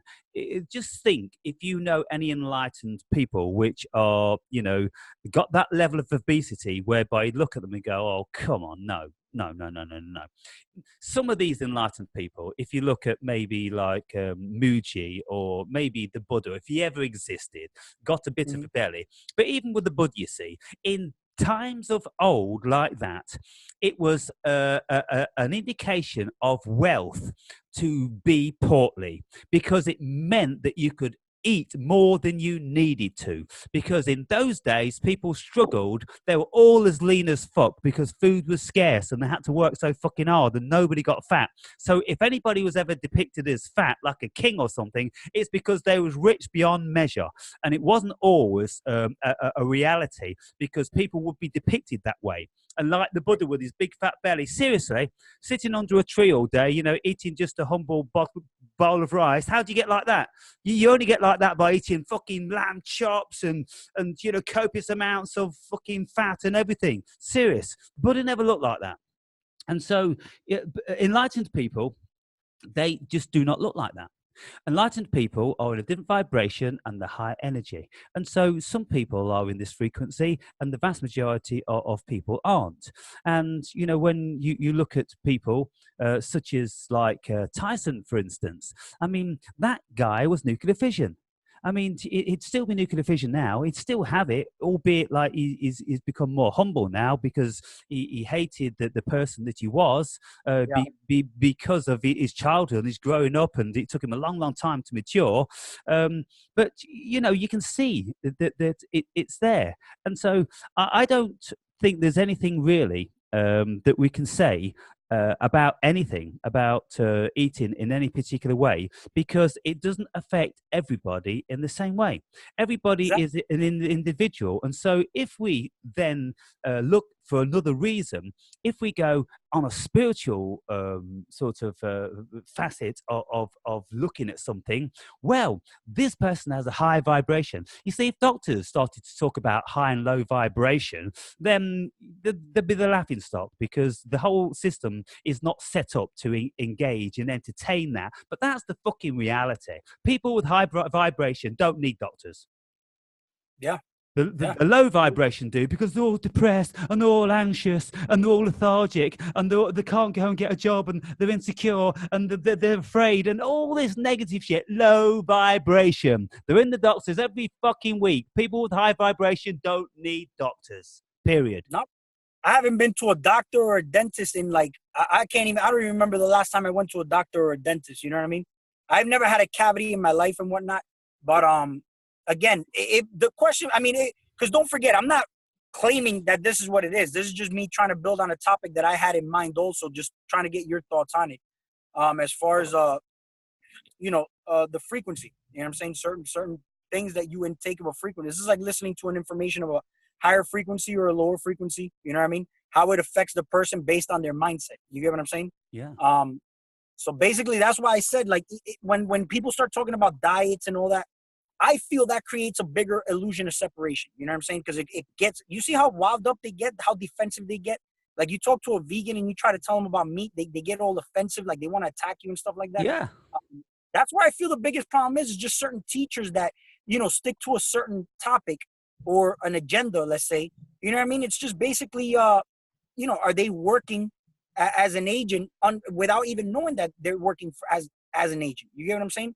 So it's Well, better to speak on an open-minded topic, such like, we're doing, where it's just basically, it's basically open field. You know what I mean? Because it kind of opens up your perception to so many different areas. You get what I'm saying? yeah, you see, the benefits of not being so-called educated in the machine, i.e., having a PhD or doctorate in whatever, Right. we have been able to pick eclectically from all of the knowledge all over the world. Right.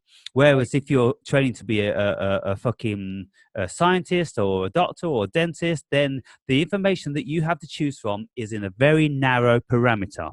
And it's coming from all of your predecessors, and they're passing it down, passing it down, passing it down. And then the innovation of new technology, is coming from the same people that have been down this production line of,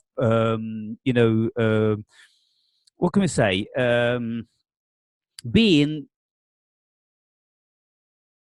hypnotized into a particular way. Now, the thing is in relation to dentists. Now, I had a root canal, my first ever root canal, no fillings at all. I had this last year when one of my incisors, molars, broke off. And so I went to the dentist, and then it was continuously being inflamed. And having looked into it and done the research, it turns out that there's never, ever, ever been a single root canal that has ever been 100% pure. There's always a level of bacteria there which will go on forever. And they should never do these root canals because the bacteria which comes from a root canal is so toxic that it poisons many of the major organs in the body. They've known about this for over 100 years, but the reason why they continue to do it is for vanity reasons. People will always choose vanity over health.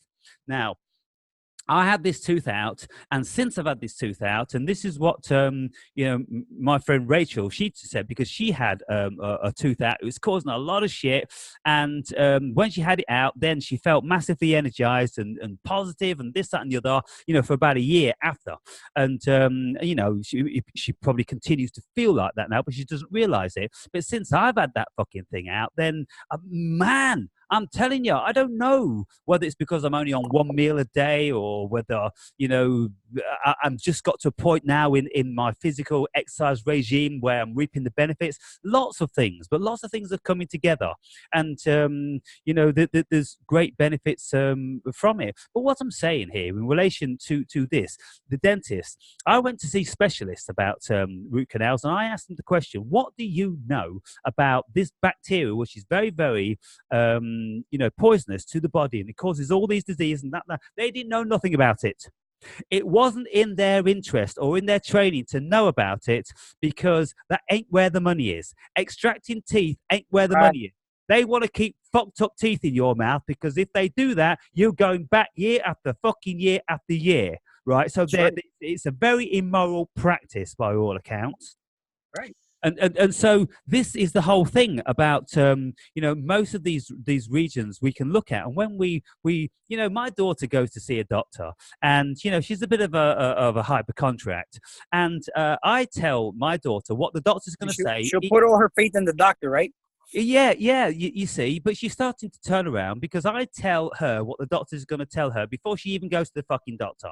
And when she comes back and I say, what did the doctor say? Oh, he looked on the computer. And I say, you could have looked on the computer.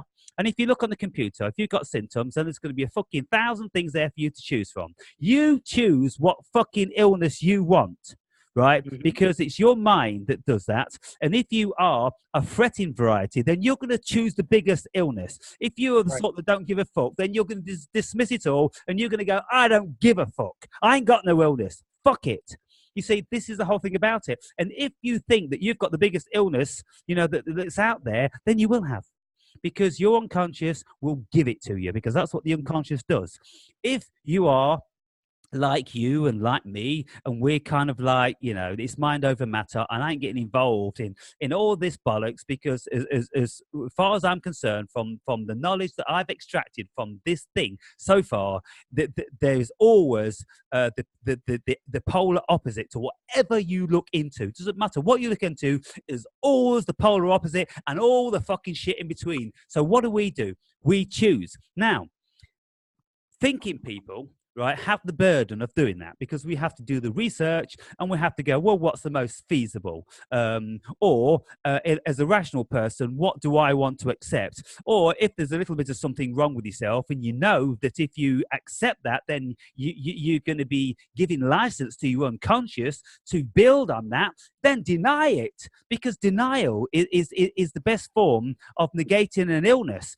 Because if you deny it, you don't give it energy, then energy can't go where intention isn't going, you see. And so there's all this stuff that we have to take into consideration. And when we start looking, when we become thinking people, then it becomes a very, very curious fucking world. And so all I do these days is I go with my gut instinct, and I go, well, look, as far as this physical thing goes, it's not invincible, because there's never been a physical form on this planet, to my knowledge, that's been invincible. So at some stage, it's going to perish through whatever happens, it fucking happens. But in the interim, then I'm going to enjoy the journey. And so with a positive attitude, without being a hypochondriac, without bringing all this stuff down on me, and without fretting about every single potential of fucking disease that you could get, that's what fucks people's minds up. And what fucks them up is like eating too much of this and eating too much of that. I'm not eating too much of this and not eating too much of that. I'm telling you. Well, the stress, yeah. I'm telling you now, Ziggy, and you'll know it to be absolutely true. You can eat whatever the fuck you want to do if you do the exercise. Because when you exercise, your body will take what it needs and it will fucking shit out the rest. That's the whole fucking thing about this. It's genius. It's a miracle. If you allow the miracle to do what it fucking needs to do, you give it fucking everything. You give it what to choose from, and it will choose whatever it fucking needs. And like I say, piss and shit the rest out. And so, yeah, and your body lets you know what it is that you need, you want. You know what I'm saying? you get to a point where when you get those little cravings, your body tells you what it needs or what it wants. You know what I'm saying? Yeah. Now, yeah, I believe you introduce your body to basically anything and it becomes stronger. You know what I'm saying? That's why kids' immune system gets stronger when they're eating dirt, for example. They're playing in the, see those moms that keep their kids too clean, those kids are more susceptible to getting sick. Yes. I read up recently on, like, you know, let's say if you want to become immune to like the venom of a snake, the way to do it is introducing the body to the venom of the snake. You know what I'm saying? So I believe that too, man. I mean, Well, that's the whole thing about some sort of like what do they call it? I'm gonna turn my camera off.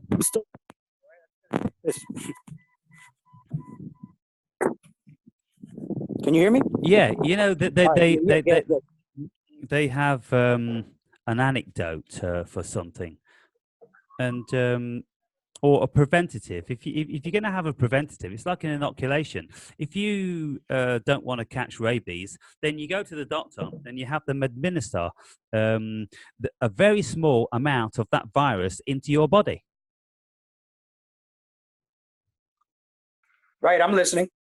Okay, yeah. And so did you just get that? Yeah, I got that. Okay, yeah. And so that's the whole thing. So you give it some, because when you give it some, then your body can build up an immunity to it, and so you know this is I think it's pretty well the case of everything. It's all things in moderation, because if you have all things in moderation, then your body can deal with that. But if you are just going to incessantly keep eating, you know, animal fat, and you are not going to be burning off what you're consuming, because you're consuming raw energy, and if you're not going to be using that energy, then you know the energy is going to build up, and it's going to be turning into what you're eating, fat. Right now,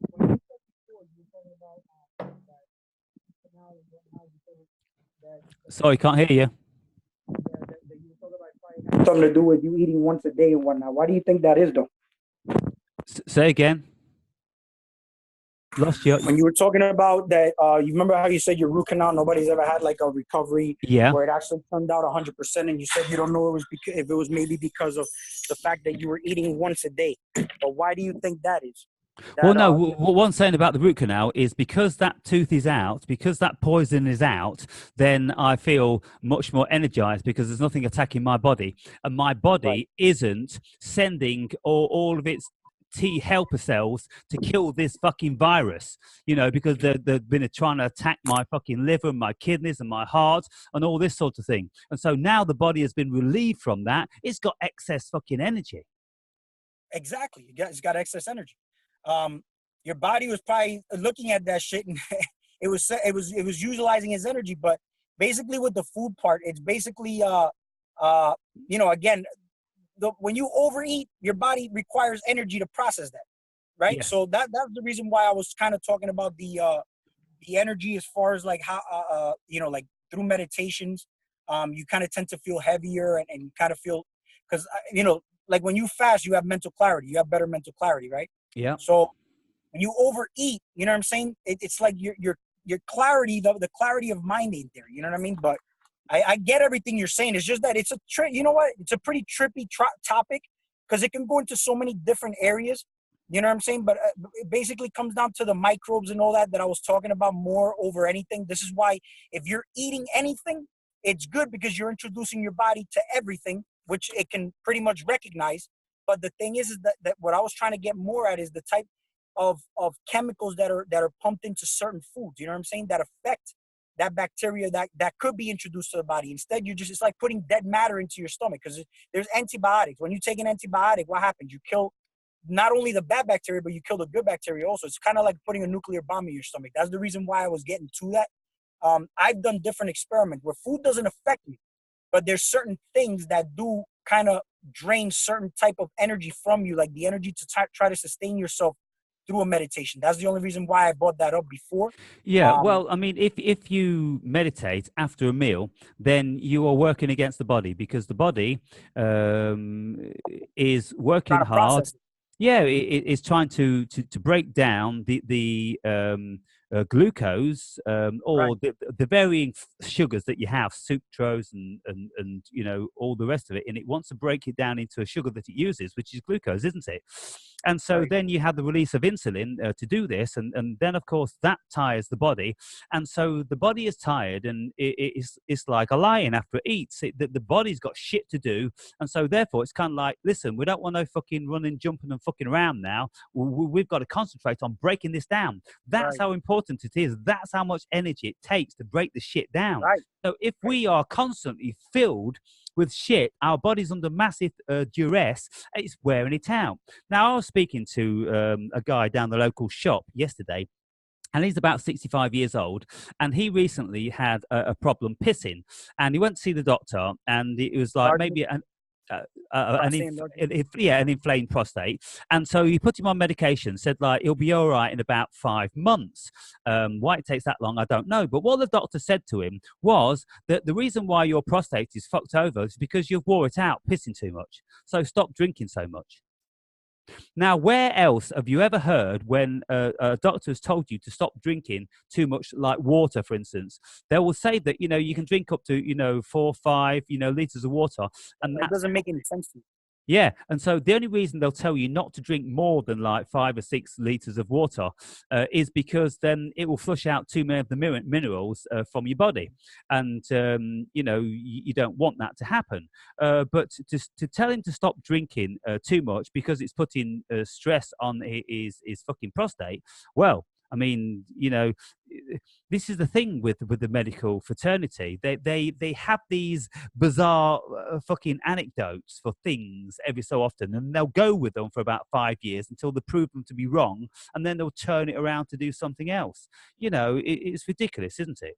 But all I can say is in relation to my life and the diets that I've tried many diets, and I've given them a good go for say like 6 months at a time, even the urine diet for 6 weeks, and I've monitored myself, and I've never seen any fucking difference in anything at all.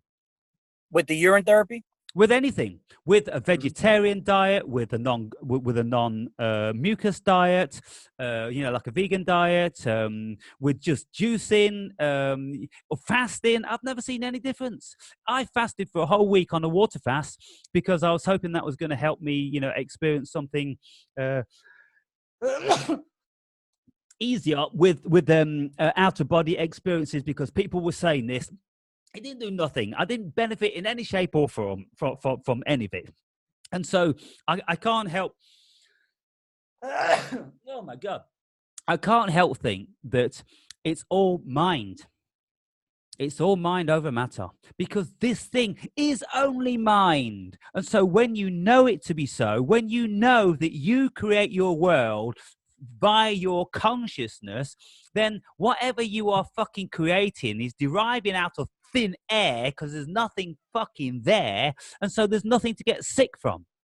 Right. It's only our I mean, stupid beliefs. I didn't do a long enough fast. Like I said, I don't think I did more than 15 days. Um, but I mean, just doing the urine therapy, absolutely. I mean, I felt a huge difference as far as like, uh, let's say, for example, in your gut area, you know how sometimes when you're under certain type of emotional stress or whatnot, you kind of get like, even when you could feel it through meditations that your solar plexus tenses up or certain areas tense up. I've noticed such a peace in that particular area in your solar plexus.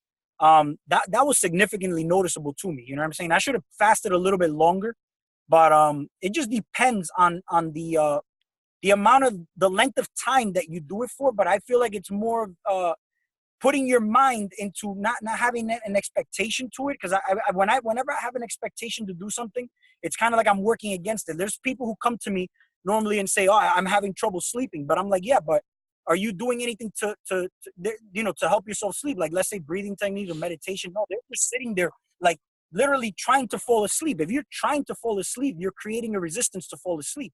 You just got to let go. You know what I'm saying? Or breathe into certain things. When I did it, for example, I did only 15 days, but just pretty much clearing my mind and not having any expectation, just trusting the process of the fact that I'm introducing something that's mine into my body. it made a big difference. But the thing is, of course, I stopped eating meat because, just doing research, urine is water, basically 95% water. The rest of the 5% is even hard to look for in Google unless you ask the specific questions. But it's basically coming down to like the ammonia and the alcohol that's created in your organs that's passed into the urine. But it all comes into, when you eat the animal products, it's basically the pH or the hormones that are in certain foods you eat. Those things come out in your urine, and if you're not clearing that out enough, it's harder to have that experience. You got to really purify those waters in order for you to actually see if you can feel an experience from that. I think maybe for everybody it's different. You know what I'm saying? I don't discredit what saying that you didn't feel anything. And yeah, I'm all for the mind is all, man. But my mind was definitely tuned into not having any expectations, but just trusting the process. As far as feeling lighter and coming out of body a lot easier, and just basically when you meditate, you feel your body vibrating. I mean, you definitely feel. I mean, I felt a big difference. You know what I'm saying? But I had to do it a little. I felt like I should have even done it a little bit longer. You know what I'm saying? Maybe like, I could have went maybe a couple of more weeks without eating. You know what I'm saying? Yeah, there's so many variables. I'm So sorry? many variables that come into all Yeah, this there's a stuff. lot of variables. I I mean, get it. because at the time when you started this urine fast, you stopped eating meat, and so it could have been just a stopped eating meat thing. Because Could have been too, yeah.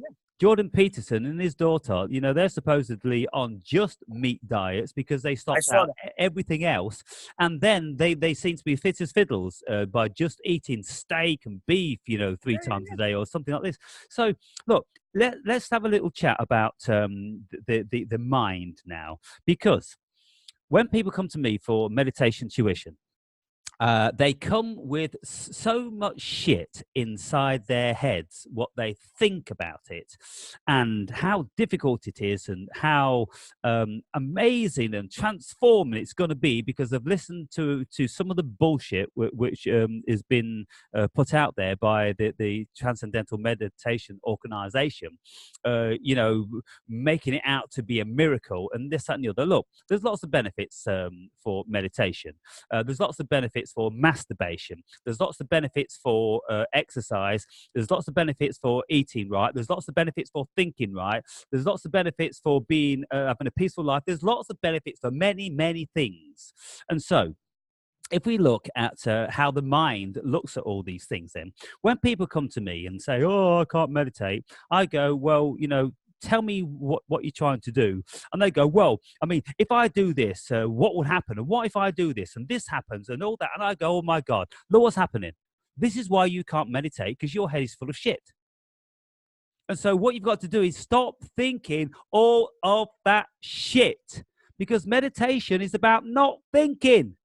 And here you are, you're trying to meditate. Am I doing it right? Am I doing it long enough? Am I going to die? Am I going to be seeing monsters? And fucking hell, it's fucking incredible. But you see, look, I say to them, let all that go. Don't have any expectation whatsoever, because that is what is necessary to uh, release the ego from its job. You just tell the ego to piss off. Right? The ego is what is generating the thoughts. We don't want thoughts, so we don't want the ego. But you see, if we want to achieve something, then we do need to set our intention. And via setting our intention is a very, very powerful thing, which you'll agree. So if we look in relation to meditation, then you should say that, well, if you're operating under the same principle, well, surely if you set your intention to meditate, that you're going to meditate, and you're sending all this intention there, then surely that would work. No, that doesn't work, because the whole thing about meditation, it doesn't involve any intention at all. It doesn't involve anything except letting go of absolutely everything. And Right. so having no intention works in that arena. But if you want to get a bigger house and a bigger car, and if you want bigger muscles, and if you want a greater level of fitness, then setting your intention is very, very important, isn't it? Strategize. Yeah. So look, what I'm saying here is that there's always the polar opposite way of looking at everything. We cannot fucking, assume that one size fits all. We have to look at every single scenario individually for its own merit, and we have to ask ourselves, what actually is it that we want to derive out of it? And so if people, they say to me that they want to, I'm just stressed, I want stress relief. Okay, then we can modify your meditation for stress relief. If people say, I want to expand my consciousness, that's another ball game altogether. We can say, okay, then let's modify your meditation to expanding your consciousness. Because if you want to expand your consciousness, then that is going to entail some unconscious thoughts. So you set your unconscious thoughts, you tell yourself that you want to expand your consciousness and you want a higher level of intuition and perception. And so if you tell yourself this, all the time, then you have a higher propensity and probability of achieving that.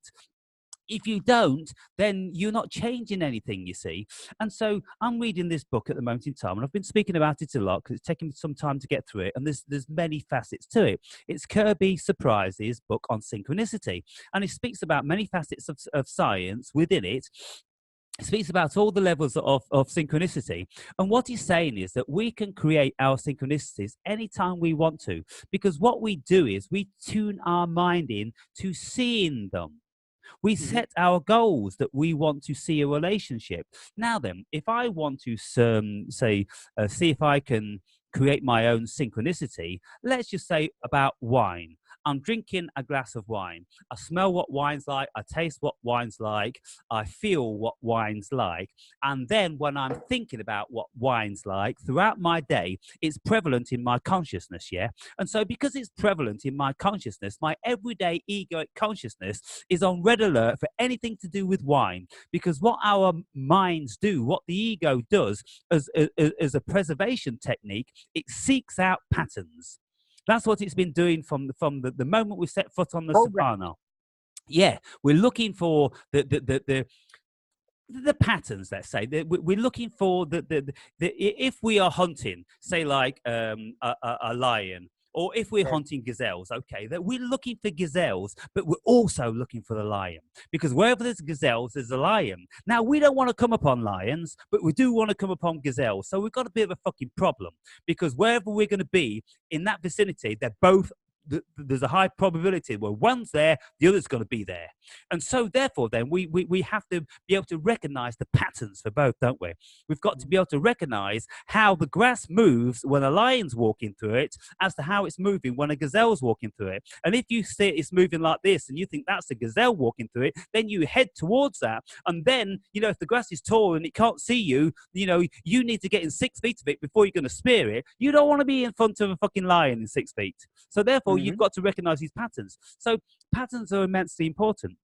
And so absolutely. If we you can start to notice the patterns you live through in your life every day, man, and then it kind of ties into what we started off this topic with. You see these patterns and you know where you need to make the change, yet you're still fighting with yourself to make certain changes, So it's always a battle with yourself. But yeah, I get you on the patterns is absolutely fact, man.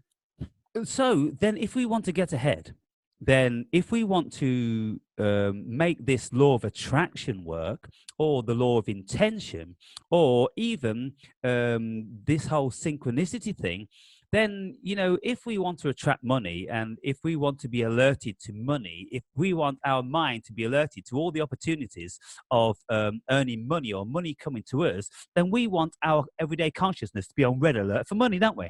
So therefore, then we meditate on money, and we set our intention to get money. We feel money, we smell money, we talk about money, and we mix with people who have got fucking money. And that's one of the major things, because if you don't mix with people that have got money, then the chances of it coming your way are very, very slim. If you're thinking about money, smelling money and all this fucking thing, dreaming about money, and you're hanging around with a few shit kickers, then what's the chances of you fucking getting it when there ain't none of it around? So therefore, you've got to change your environment, haven't you? You've got to go towards a money environment. And this is like, if you want to fucking hunt down a gazelle, you got to go where gazelles are. And so it's all about mind creating our reality. Right. Everything you got to do with, I set my intention last night, for example, when I ate the bison meat. I had an intention to feed. It was a certain energy that I was feeding. You know what I'm saying, within myself. But I I'm using my mind basically the same way kids when they have imaginary friends. These are my imaginary friends. You know what I'm saying? And it's basically how it works within me. You know what I mean? It's okay. We kind of use your body as an altar instead of just something where you feel like it's like everything is against you, or everything you intake or do or whatever, it's gonna hurt you. You know what I mean? It's just Hmm. like if somebody's saying or talking shit to you, you can have a strong mind and just kind of like deflect that kind of shit out of you, or you could entertain it by uh, mingling in with it. It's the same way, like you said, if you want to be around money, then you go where money is. If you want to be around a gazelle, you be around a gazelle. But it's basically where you entertain and what you just don't entertain in your life and whatnot. But yeah, I mean that was pretty good on the mind topic. It kind of tied in a lot of things that I was thinking about, actually. You know what I mean? That's why I got into the topic of the quantum and all that, and just diet overall. I mean, it's just something that everybody that's starting off on whatever journey they're on now, that's something that's always big on their mind. Rather than focusing on the bigger picture, they're focusing on like such a small topic of like food, which is basically something that really is minuscule when you're at a certain level in your game. You know what I mean? Yeah. So There's so many levels for us to think about and set our intention towards. And right. you see, when I was looking into this law of attraction, and I was listening to these people in The Secret, and I Mhm. came to the conclusion very quickly that they just want to sell a book. They're selling an illusion because they're Right. missing so much out, which is the reality aspect of it. And Mhm. so I was starting out on one of my businesses at that particular time. And I've always been very business oriented, and I've been a realist. And I grew up with a brother, my elder brother, who was a fantasist in relation to business. And when we were kids, I'd make a proposition to my old man, and he would believe my proposition because he knew my nature, and he knew that I wasn't building castles in the fucking sky. I was just starting with a cornerstone, and I'll say, Dad, I want to do this. This is how I'm going to go about it. And he would go, well, that sounds reasonable to me. If you get 50% of the funds that you need, I'll give you the extra 50%. My brother, on the other hand, he would fucking highfalutin, fucking fantasy about his business being 100 times bigger than mine from the very, very go-get. And my man would go, well, that's not realistic. I ain't giving you Right. no money because you got no fucking realism there, mate. You're dreaming. You see, and so that's the difference. And so if we are grounded, and if we look at things reasonably, then the first thing that we do is, and you see, what I started to do was what God started to do, supposedly. In the beginning, God had an idea about what he wanted to create. He wanted to Mhm. create a round fucking world with land on it, with sea on it, and all sorts of fucking creatures. And so he thought about it, and then he said, let it be so.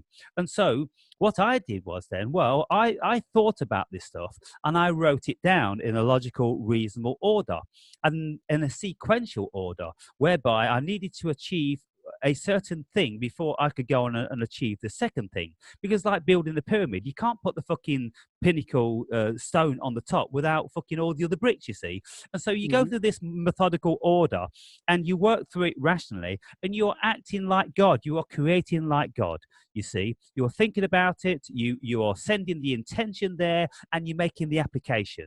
And so that's what this thing is. We're all gods, we're all creators, but it's just a case of how our mind is applying itself to it.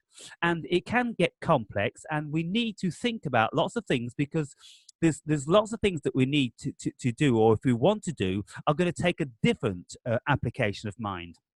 And just to mention two was one, the meditation, whereby to achieve your goals, you don't need any strategy at all. You need a non-strategy, nothing. But it's kind of like an oxymoron. It's paradoxical in its nature because you do need a strategy. The strategy is that you're not going to do something, you see. You're always still doing something. Yeah. Yeah, it's like you could always see, but that's what I was talking about, the realization. You know what I'm saying? That's a realization you have. You're like you're doing nothing, but you're still doing something. You know what I mean? Yeah, Sometimes doing nothing means you're still doing something. yeah, yeah. You're applying yourself to not apply yourself. And so when we start to make realizations like things like this, we have to have the cosmic giggle because we look at this thing and it's fucking bizarre. It really is bizarre. it's fun to talk about it though, man. I mean, just especially when you're doing your own experiments and whatnot, it is fun to talk about. You know what I mean? Certain different currencies that you get into. You know what I mean? Uh, certain you know how you always hear financial gurus. They have their own little rituals they do every morning. You know what I'm saying? Uh, you could do it on a spiritual level. People do their own rituals and whatnot, and you know you set a specific intent. You know what I'm saying? Um, do you do any kind of magic in any kind of way? Well, yes. Um, uh, yeah, I do. What kind of Uh, magic do you work with? well, incantation, Mm-hmm. visualization, um, drawing energies in from parallel universes. Right. For instance, I mean, it's topical that you should ask about this. Now, if we look at quantum physics, Mm-hmm. over and above quantum physics, there is a strain of physics called M theory. Heard about Mm-hmm. that? Yes. Okay, the reason why they call it M theory because they couldn't think about any fucking thing else. M doesn't mean anything. They've got Mm-hmm. M theory, then they've got an extension to that, which is N theory. Now, the M theory means that there are at least 11 other dimensions. That's what quantum physicists are very sure about in relation to their math. There are 11 Mm-hmm. dimensions.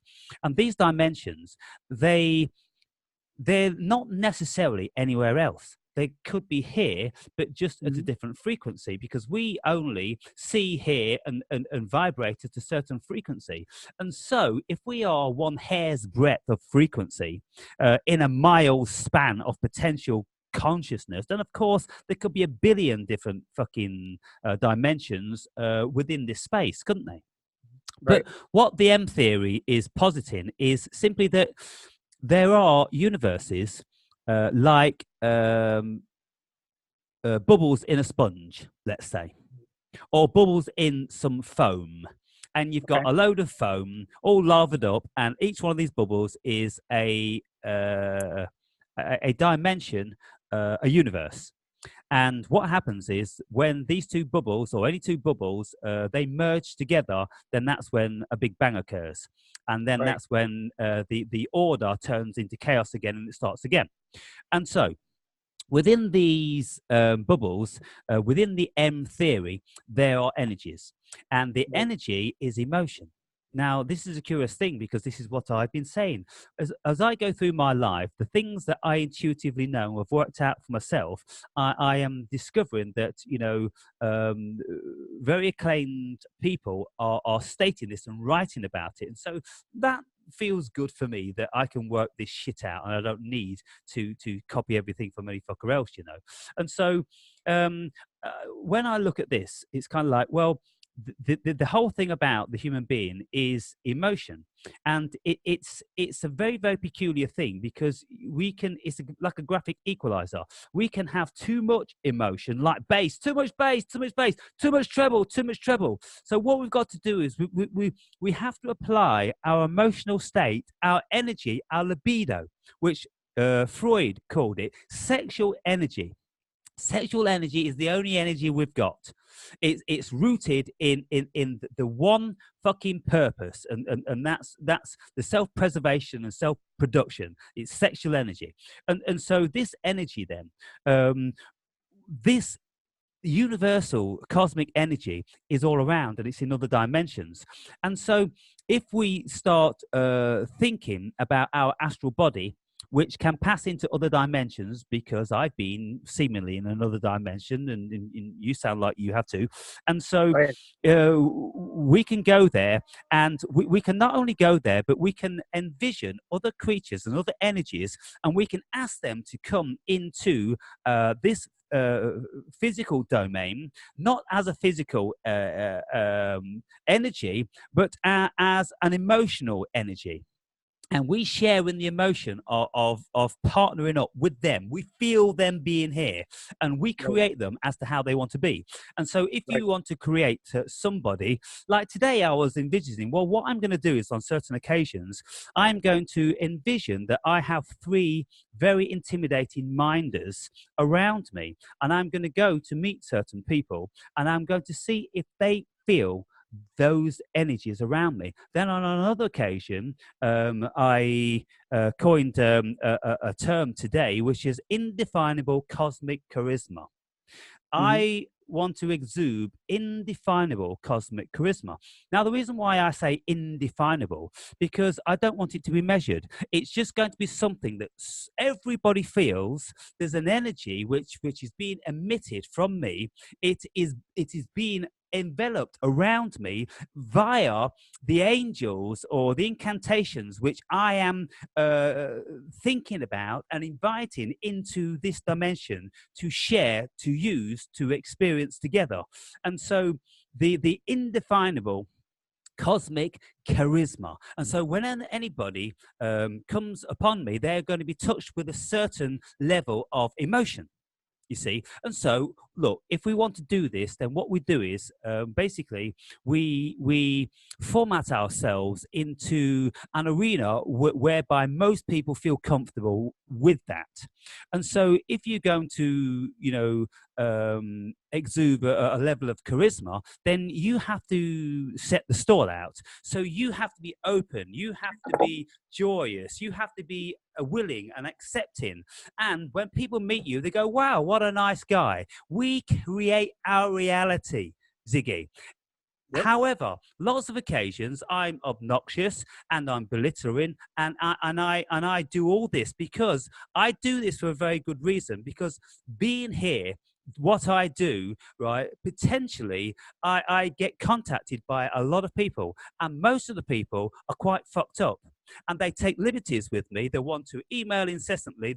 As soon as they get my phone number, they don't stop fucking calling, and they want it all for free, and they want to take my time. So therefore, I put up a barrier, and I demean people, I belittle people, and I keep Hmm. them at arm's distance. So whatever I'm doing, people, is for a very good fucking reason, because I cannot have it any other way. Because if I'm super nice, like Mr. Infinite Waters, and I'm giving out my number to every fucker, then I'm getting people on the phone every day with all their fucking problems, and they don't even think about reciprocating. You know what I'm saying? That's why I do it. It's not because I'm a cunt. I'm a great fucking guy. I'm telling you, guys and girls. So, incantations, creating things out of our imagination. And we can put spells on people. We can put a hex on people, because how the hex works, of course, if the person believes it, then it's going to eat them away. And this is how Through voodoo fear. works. Through Yes. fear. Fear is Yeah. the main way, man. And fear, listen, man, it's, if you can't be yourself, that's what creates blockages, man. And if you can't be yourself because you can't express yourself, you get depressed. That's what creates blockages. This is why people, for example, even like you mentioned sexual energy being like so important, man. This is how people create blockages where they actually block certain hormones from even producing just because of these energetic blockages that they create through fear. You get what Well, I'm this, saying? this was the whole premises of Freudian psychology, because Yeah. in the early 1900s and late 1800s, whereby people were pretty well devout Christian in that neck of the woods, and masturbation was the devil himself, and a middle-aged woman not getting poked anymore, absolutely frustrated because she can't masturbate because it's the devil. Well, fucking hell, what's going to happen? That energy has to go somewhere. So the energy came out in a neurosis of Mm-hmm. any variety, you see. And so he had all these people on the couch which were suffering from a neurosis, a physical ailment created by the mind, because it couldn't be satisfied. Yeah. Absolutely, man. It's about you got. I mean, it's also energy transmutation. You get what I'm saying? There's Yeah. different ways. Like if you're gonna use sexual energy, you could transmute this energy to have it work in your favor. You get what I'm saying? It's not for because the energy is gonna go somewhere. You know what I'm saying? If you're not setting a specific direction for it, it's just gonna go where does it go? You know what I'm saying? It's going somewhere. Yeah, energy is energy. And so where does it go?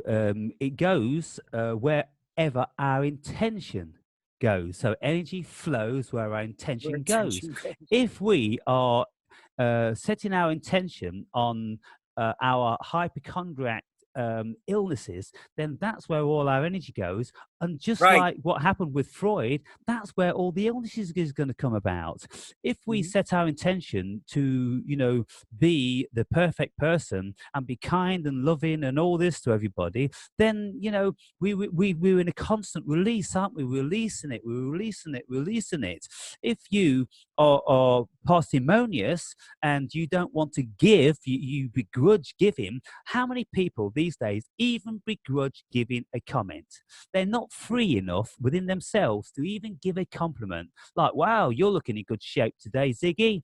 Or like, that's a nice car you're driving, mate. Or that's a cool pair of jeans. Any fucking thing. They don't go there.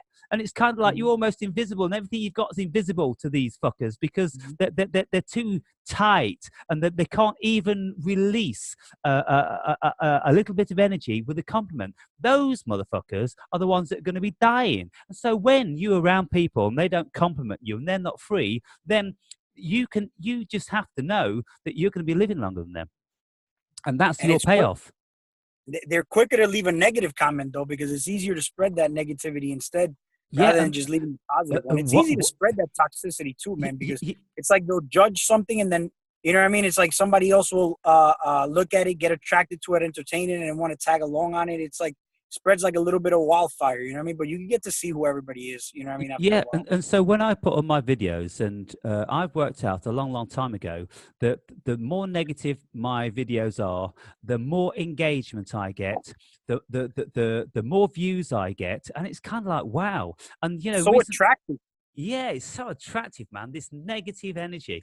And so It's when I like put titles like cocks, pussy, fuck you, twat, in the title, then those videos will get at least double what the other videos will get. And there'll be 3 times as much comments because people are fucking thriving on that shit. it's funny, man, because I mentioned this in one of my videos where if you look at negative energy, women are basically are attractive, but they're negative energy. You got the positive masculine, you know what I'm saying? But drama is attractive, you know what I'm saying? So just those titles alone, and then you mentioned it in one of your videos that it got like 3 times the views. I'm like, holy shit, it did get 3 times the views and Yeah, way more engagement than any of the other videos. Which is yeah, why I said, man, like sometimes even like look, Infinite Waters caters to a certain crowd, man. You know what I mean? Like you're never gonna see him cursing or do anything like that because it's just he's just catering to a certain crowd and he knows that the majority are gonna eat that. You get what I'm saying? So he's doing it for the health of his channel. You get what I'm saying? yeah. Um how healthy is that for him in particular? I don't know. Is he really like that in real life? I mean, I don't know. Because everybody, to me, everybody lies to some extent. You know what I'm saying? Yeah, Not everybody yeah, really expresses themselves how they really are behind closed doors. So to me, everybody does a cold shit. You know what I mean? yeah. Um, I respect when somebody is actually in whatever way they could be. They because it's like being whatever you feel like you want to be that day. Let's say if you want to express yourself one way, you can. If you want to do it another way, you can. It is what it is. You know what I'm saying? That's why whenever you do those videos where you'll express yourself one way, but I mean I don't agree with everything you say. You know what I mean? I'm not gonna lie, but I'll listen to it. For what it is. You know what I'm saying? And it always I helps I to don't connect agree. whatever it is on my journey that resonates with me. Yeah, Whatever doesn't resonate with me, I shit it out because yeah, I'll eat. I'm eating the information you're giving. Yeah, yeah. if I'm watching the video, my job is just to tune in. You know what I mean? If I'm out of tune, I'm not gonna listen to nothing you're saying, but I want to listen to what it is you're saying. So I'm gonna extract what is useful for me. Like if you eat Ex- food, you take the nutrients, and what you don't, exactly. And so this is you what shit it out. So yeah. whatever I don't agree with what you say, I'm just gonna shit it out. You know what I mean? And so And I what? keep my digestion healthy. Yeah, and so this is what I say to the viewer. Yeah, there's many things I say, and I will contradict what I say from one day to the next because I don't have a horse in any race. I don't believe anything. The only thing that I am going to remotely stand by is the experience that I've had, and even the experience that I've had, I know is an illusion. So ultimately, I will deny it. I'll be like Peter when the cock crows thrice. I will deny it. I will deny myself because I know this thing doesn't exist. And so, Right. you know, when people are looking for truth, you know, I've said it, you know, thousands of times, there is no truth. And why are you saying this then? And why are you doing that then? Because we are here. We find ourselves as this human being in this dimension. And so whilst we're here, we have to fucking do something. Now, for those of you that have got a modicum of intelligence and you've been on the fucking soul searching path, then you have to have come to a certain impasse along your journey at some stage whereby everything becomes a polar opposite conflict. It becomes a paradox. It becomes a schism. And you look at it and you go, well, fuck me. Everything I look at, there's always the polar opposite. And so if I want to find truth, then I have to look within myself to find truth. And my Yeah. truth is whatever I choose it to be, because it isn't anything definitive. Do you notice how when you do a lot of that, you try to basically go within as much as possible? Do you notice that even certain things that you may question, these answers will just come to you, or they'll actually be answered within the question that you ask? Like everything just basically comes to you to some extent. Basically, either it'll be coming in a physical form, either in the 3D realm, or it'll just surface through your meditation. Kind of like when you still the water so much, you see how dead bodies float in the water, but you know what I mean? Yeah. Things just surface up. These things that are basically hidden just start to surface when the waters are very still. When you're very, very calm, these things surface up and it's like, oh shit. It's like if you downloaded something in a computer. You know what I'm saying? That's how it kind of feels. And these things just start answering themselves for you. You know what I'm saying? Like you don't have to work so hard anymore. You know what I mean? Like I just feel like there's certain moments where I'll have a question and a video will pop up. Maybe even one of your videos will pop up. And oh, fuck, man, I had that shit. I was just asking myself that question, and it just gets answered. And it's not like even the title was anything that drew me to the question I had. It just happened to be where it was meant for me to watch that particular video, and it answered that specific question I had. Maybe indirectly, but it answered it for me where it connected a dot for me. You get what I'm saying? Yeah. So And so that's how I many, feel when you start to become a little more attractive.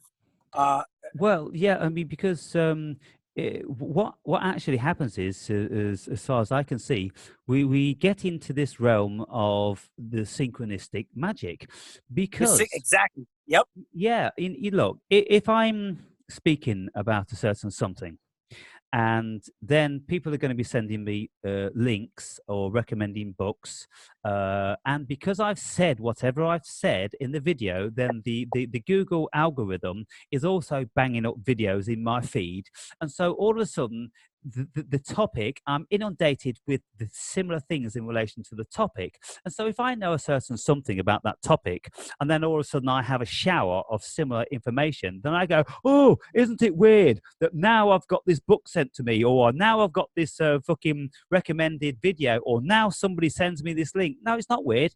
You know, it's basically how synchronicity works. If you focus on a certain something, then your mind then is going to be open to seeking out anything which remotely similar. Now, what I was saying in a video, I think it was only last night, I'm talking to Dom. I'm saying, look, what is actually happening here now is that this whole thing in relation to the artificial intelligence, it's replicating what we do as a human being. Now, if, for instance, before the computer, I would think about, oh, I want to learn about, say, like biology. And I would go, well, okay, where do I learn about biology? Oh, I've got to go down the library, because this is before computers, yeah? So go down the library and ask the librarian, where's the fucking section for B? And they tell me it's over there. Then I go and get some books out of biology. And then I, walk in home, and then I meet somebody, and it's kind of like, oh, what books you got there? And oh, I'm biology. And they go, oh, my sister's a biologist, so maybe you pair would like to, have a chat, and I'm meeting them this afternoon, or all these sort of things. Synchronicity, synchronicity, synchronicity. Well, why do these synchronicities come about? It's because we are in a state of being receptive to that variety of information. Now, if you have nothing to do with like crab fishing, then you're not going to notice crabs in your everyday visual perspective, because there's too many myriad of other symbolisms going on. Your mind isn't capable of absorbing them all, so it's only very, very selective. So that's the nature of symbolism. Now, when we start to think about things and we do it that way, that's how our mind is working. But what we've got actually happening now is an artificial mind via our phones, via our computer, via the fucking, Big Brother listening to us and feeding us. It's doing exactly what our consciousness, our collective consciousness, is doing. And so only it does it faster and it does it better, and we don't need to leave our room. Can you see the magnitude of what's actually going on? The artificial intelligence is superseding our own intelligence, and we're becoming so reliant on that. We don't even want to talk to anybody anymore. We don't want to listen to any motherfucker. We don't believe any motherfucker. All we do is when we want to know something, we Google it. We trust Google over anybody we fucking speak to, and this Right. is the fucked up thing, isn't it? So therefore, then, this artificial intelligence, right, is superseding the human being, and is absolutely making our thinking capacity obsolete. Mm-hmm. And so, Absolutely. yeah. And so on the premise of that, then, you can see that thinking people are really very rare. Well, this is why it's good to connect with certain people, because let's say, for example, you put out a video and it's a thought-provoking video. It's kind of things that make you think, and it gets you on a wheel where it starts to kind of turn wheels for you to get to a certain point that you're trying to get to. You know what I'm saying? Yeah. The synchronicity part. I always look at synchronicity. You're synchronizing with something. You know what I'm saying? Like, I look at my body. My body is part of this matrix game that we're playing. You know what I'm saying? Because I'm not this body. But I'm noticing that when I meditate, I'm very, very focused on my heart space lately. You know what I'm saying? Because I was always focusing on trying to ground and balancing on my root chakra and all that. And, first it was always opening up my third eye. You know what I'm saying? That's what everybody goes to. Man, synchronize. I mean, I like I told you before, there's a certain heart rhythm. There's a certain frequency. You know what I mean? Let's say, I've been looking up a lot on certain frequencies. You know what I'm saying? There's people who have a hard time with anything, but there's always a frequency to something. You know what I'm saying? And if you tune into that frequency, it works. It works wonders, man. Especially when I'm meditating, I'm focusing on breath to a certain extent, where I'm focusing on a certain heart rhythm. It's like I'm synchronizing my heart, which is an anagram for Earth, with the time that we're here. This is basically the what do you call that? The circadian rhythm, the Yes, biological okay. clock. Yeah. Because we're always following a certain clock, and we're always trying to rush to beat time to some extent. But I forget about the whole concept of time. You know what I'm saying? I'm basically just synchronizing my rhythm, where the frequency that I'm tapped into, to the frequency of this matrix system that we're in. You know what I'm saying? It's basically working a system and synchronizing it within another system. That Well, takes a lot of focus for me, but it's a way where I'm noticing certain changes happening in my life. You know what I'm saying? As far as like manipulating certain things around me, or manipulating energy to some extent. See, the reason I haven't spoken so much about this, especially in my videos, is because I'm still in that experimenting stage. You know what I'm saying? And I don't like to talk about things that I'm not too familiar with, where I can't put it into words yet. You get what I'm trying to say? mhm. But those are things that I've been doing as far as synchronicity and synchronizing heart rate with just forgetting this whole concept of time. I like what you said in your last video, where you spoke about nothing really exists unless you put like a description of it with language, like plants and stuff. If not, it's just a fuzzy thing. That's a fact. But Yeah. what happens when you take the whole time concept out also? You know what I'm saying? It's like another type of perception to what's going on. You know what I mean? Yeah. And so, when I was living down in the Algarve, in the summer months, whereby you've got this glorious weather in the height of the summer for 16 hours daylight in the height of the summer, in relation to I 8 hours daylight in the winter. need to be there. Right. Yeah. And so when we start looking at time, we go, well, hang on, when we only have 8 hours of daylight, then it seems that time is going by very, very quickly, because Right. we're measuring time about the things we can do during the daylight hours, because we don't want to be doing things out in the dark because it's not Right. natural to us. And You if feel it's so out much in, later. yeah, if it's out in the dark, we think, oh, it's late now. We should be inside. We should be in bed, or Right. this is what our mind is thinking. And so when we only have 8 hours of daylight in the winter, and then we have 16 hours in the summer, then it seems like we've got 2 days in one day because we've got double the daylight hours. And so when we are aware of this and we get into a rhythm, we go, well, hang on, all the things I was doing in the winter period, I've done them by 12 o'clock. And so now I've got another 8 hours, which is another day. What the fuck am I going to do with those hours? So Mhm. therefore, then time seems to have halved. It seems Mhm. to almost have stood still because you've got a whole day's work done in only half a day. Now, this is just a figment of the imagination because it's the same amount of hours passing in a 24-hour period of a day. But because we can do more and we can perceive more during daylight hours, then it seems so long. And there was many, many days whereby I'd done so much, and I'd walked 10 miles and I'd cycled to the shops and I'd been to the gym and I've been meditating on the beach, and then I come back and I look at the clock and it's only 3 o'clock and it doesn't get dark till 10. And I'm like, holy smoke, I've lived the life already and the day's not Mhm. even done. And so when we look at time as a concept, then we can bend that motherfucker any way we want to. I mentioned this in one of my videos. We are father time. You know what I'm saying? We could do, we could basically manipulate that too if we manage our energies correctly. You know? Yeah. And the thing is about time, the whole premise of Einstein's general theory of relativity, that when something increases its mass, then time slows down. And so when we are bigger, when we carry more weight and we've got more mass, then for us, time is slowing down. Why? Mhm. Because it takes you a whole lot longer to do anything that a skinny person would get engaged with. It's more Mhm. effort, and it's kind of like, oh, a big slog, and everything's kind of like moving in slow motion, and you feel so heavy on the Yeah. world, and so therefore, then time, when we look at it like that, is a very, very peculiar concept. The heavy, bigger, fatter person is living in a slower dimension of time than the skinny, leaner, faster person, because they're getting twice as much done at least in any given day. That makes so much sense because it's like you're adding weight. It's like you're adding a waiting time, the wait time. You're Yeah, you're waiting. You know what I mean? But I yeah. think somebody who fasts, they lose weight. You know what I mean? And then you're actually fasting or speeding the process up to some extent. You know what I mean? So it's like, yeah, it makes so much sense, man. Um, you notice how we walk around every day going, oh, I don't have time for that, or I got 5 minutes. I got this. You're always talking about how you're controlling time to some extent. You know what I mean? But people don't realize that what they're saying. You know what I'm saying? But you really are controlling your time. You just don't realize it, or you know what I mean? Or if you lose track of time, you know what I mean? It's just basically you losing control of what's going on. You know what I mean? But Yeah, and lots of people have opined to me mhm. that time is speeding up. And I look at their lives and I say, well, look, no, that's illogical.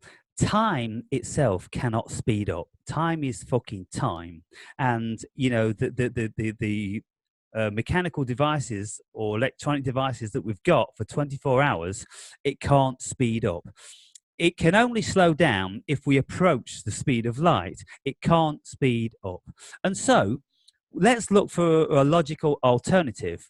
Because your mind is busy, because your mind is under such stress, then you are concentrating so much on achieving all the things that you should be doing because you can't manage your time very well. You're always running behind time. So that's Mhm. why you think time is speeding up, because you Right, can never manage to get the things done in any given day because your mind cannot organize yourself. And so with right, certain people I know, they're very scattermind, and they think that the world is speeding up and time speeding up, and it's something to do with the Mandela effect. No, it's to do with your mind. Because my mind, when it's absolutely calm, it seems like each day is lasting a whole week. Time for yes. me is slowing down. Well, When yeah, and you can see Well, the contrast. For example, like when you're stressed out, you said that you're speeding things up. It's just like exactly. when you're at the gym, right? Don't you notice that time seems to be a lot shorter than what it actually is? You know what I'm saying? But it's because Well, you're, for you're me, no, because my state of mind is calm throughout the whole day. I don't have anything to achieve, and so I go through my whole day in a meditation, and so when we look at people, everybody is living in a different time scale, and it's entirely premised on how their mind is working, and the more calm our minds become, then the slower time becomes, right, because you are in the present. Because you see, if we're in present, if we're present all through the day and all the waking hours of the evening time, you are present when time is passing. If, right, however, you are rushing, you are never living in the present. You are only projecting your consciousness into the future. And so you are never here. And that's why it right. seems fucked up to you. And so when we look at ourselves, when we look at the mind, when we look at this very, very peculiar thing, it just gets wilder and wilder. And we It have just to right now. know, Yeah, that our consciousness is creating all of it. right. It just goes to show how powerful the now moment is. But what really the now moment uh, is basically everybody. Like I said, that's where I was coming down to even before, where people put their goals before themselves. You know what I mean? They're always looking ahead, but they don't focus their energy on what they could do right now to achieve that is to come. You know what I'm saying? So they're always thinking in the future, always thinking ahead, or always thinking about what happened in the past, something that already happened. You know what I mean? Yeah. So everything is basically in the now. There's moments where if you start to think how powerful your now moment is using my imagination, man, there's things that maybe you do that you're like, man, I should have done that differently. I'm telling you, man, I did this one time. Well, actually, a couple times I did it, and it was like, because you're literally going through a process, but it takes focus to do this. Kind of like when you do the alphabet. You know how you could say the alphabet A B C D F G H, like you could say it like with your eyes closed or just not even thinking about it. But if you try to say the alphabet backwards, it becomes a little bit harder. You know what I'm saying? Yeah. I basically I went through a scenario where I'm like, fuck, why did I do that? You know what I'm saying? Like I know my ego took over and I did stupid shit and I felt guilty about it, but I don't like to feel guilty. You know what I'm saying? So I basically replayed the movie in my mind. And it's kind of like I rewound the tape, you know what I'm saying? But I did it with focus where I was detailed with what I did and I did it backwards. Man, I'll tell you right now, you know how normally you hold grudges towards certain things? It was like if it never happened. You know what I'm saying? And that's just basically using my imagination at that moment. Playing. It sounds stupid, bro. I'm gonna tell you right now. It does sound stupid, but when I did it, I felt completely different after I did it. You know what I'm saying?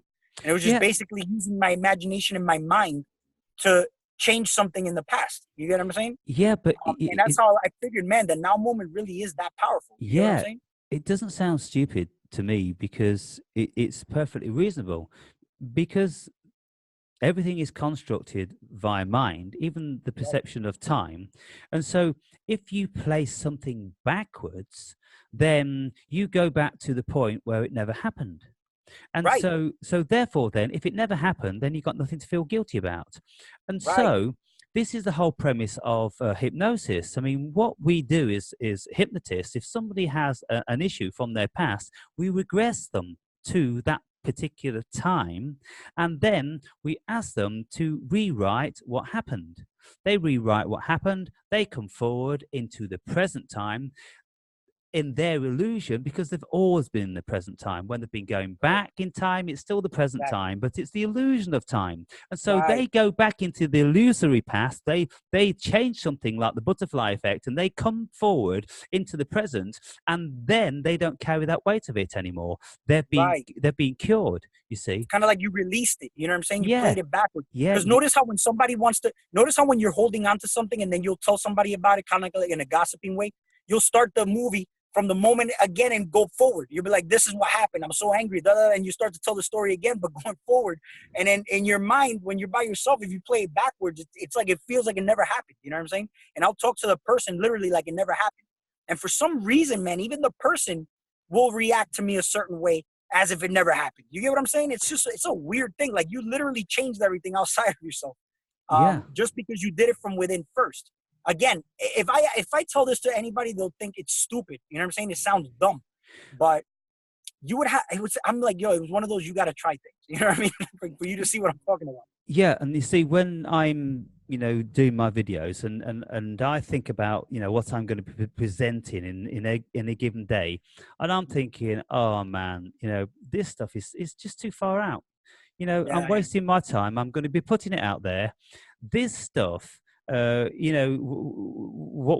I put out sometimes, and goodness me, there's been hundreds and hundreds and hundreds of videos when I thought that this is fucking good stuff. It's every good as fucking Nietzsche or Jung or Freud or any of those fucking people that we've been told are so great. They're all flawed, and mostly they got their information from the shoulders of giants that they were riding upon.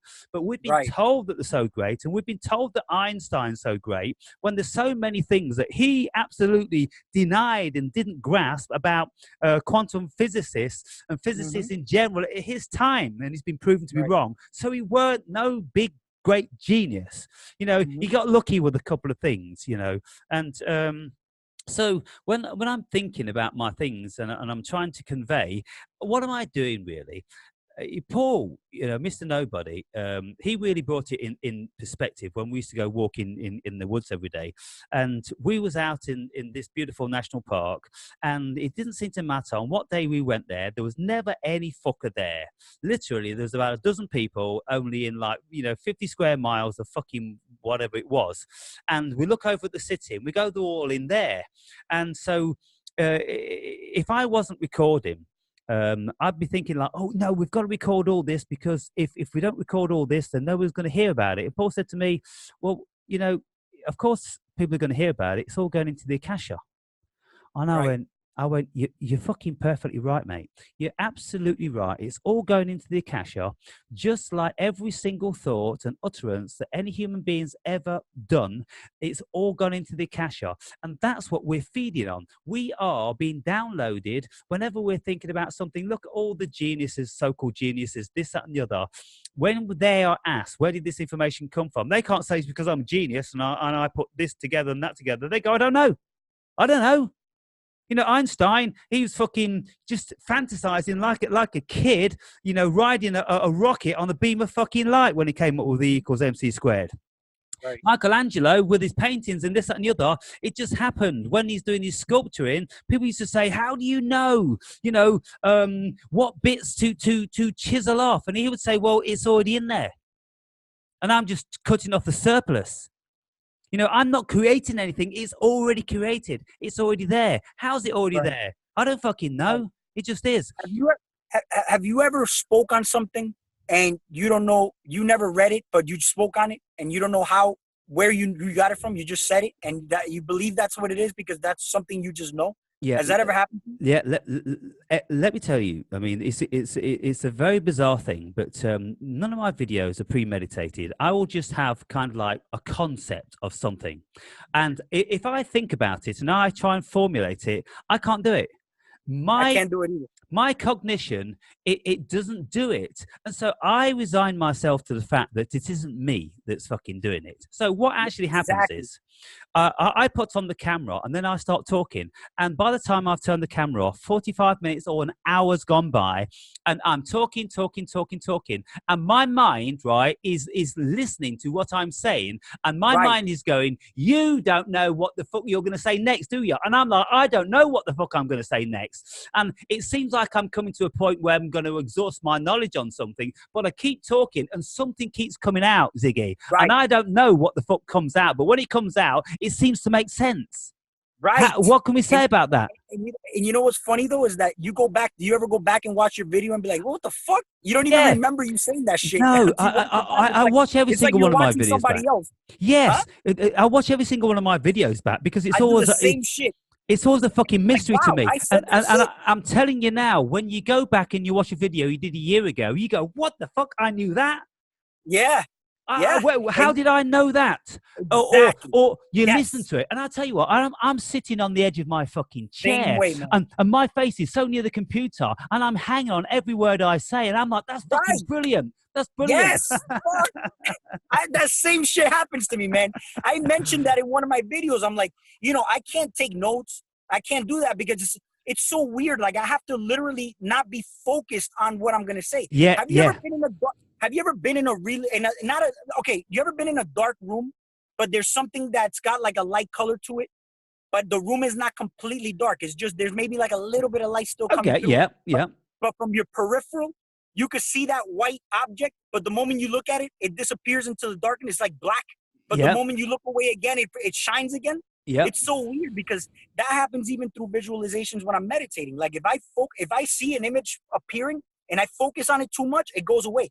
But when I'm just kind of gazing at it, like just from like the peripheral or just letting it be, it stays there. But it's the same thing with the information that I'm speaking. If I'm too focused on what I'm going to talk about before I do the video, it doesn't happen.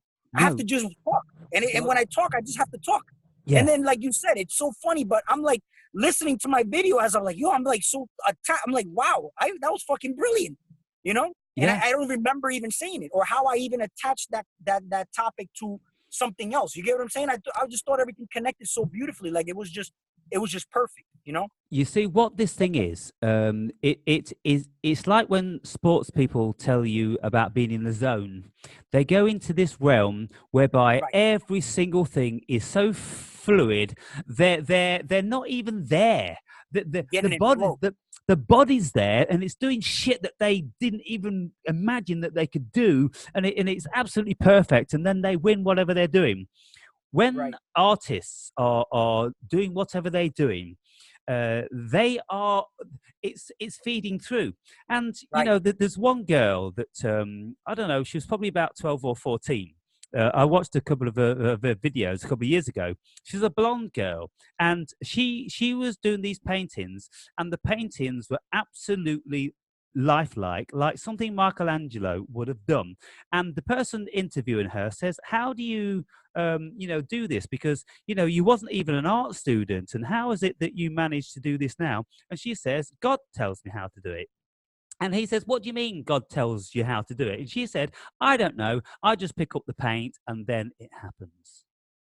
Yeah. And so this is the realm that we get into, and it's a realm where Paul McCartney and Lennon and and any songwriters get into, all this sort of stuff. We go into a magic realm, and it's the same realm as synchronicity. When you are tuned into synchronicities, Yes. it's not like synchronicities don't come about if you are looking for them, because if Right. you're looking for something too hard, if you're trying to meditate, you're trying, and then you're not going to meditate because you're trying. And so what happens Creating is resistance. Yep. what you do is in the whole synchronicity thing, you set an intention, and the intention is to manifest something today, and then you let go of it, and then you've Right. completely forgot about it. You're going around, blah blah blah. Then all of a sudden you'll go, holy fucking smoke! That's it. That is it.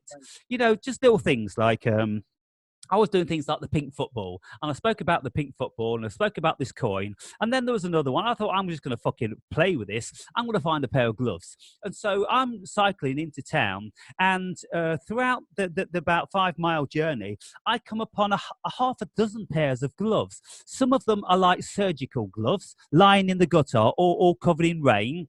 Others are like builders' gloves, lying at the side of the road where they've been doing a little building. There's red big rubber gloves. Other ones are like skiing gloves that fell out to somebody's pocket, completely dry, only been dropped about fucking 2 minutes ago. And I'm like, fucking hell, I never specified what variety of glove I want. So the universe gave me all the fucking gloves.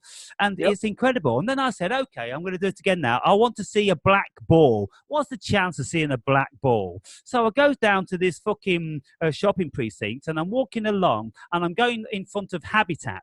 And in Habitat's window, there was a display of a coffee table with some chairs, a fabricated living room, and on the coffee table there was a wooden bowl with 3 black fucking pool pool balls in it. Uh-huh. And I'm like, fucking hell, okay, show me a fucking, I don't know, a yellow triangle. I turned around and on the fucking column, there was a yellow triangle saying slippy floor. And I'm like, come on.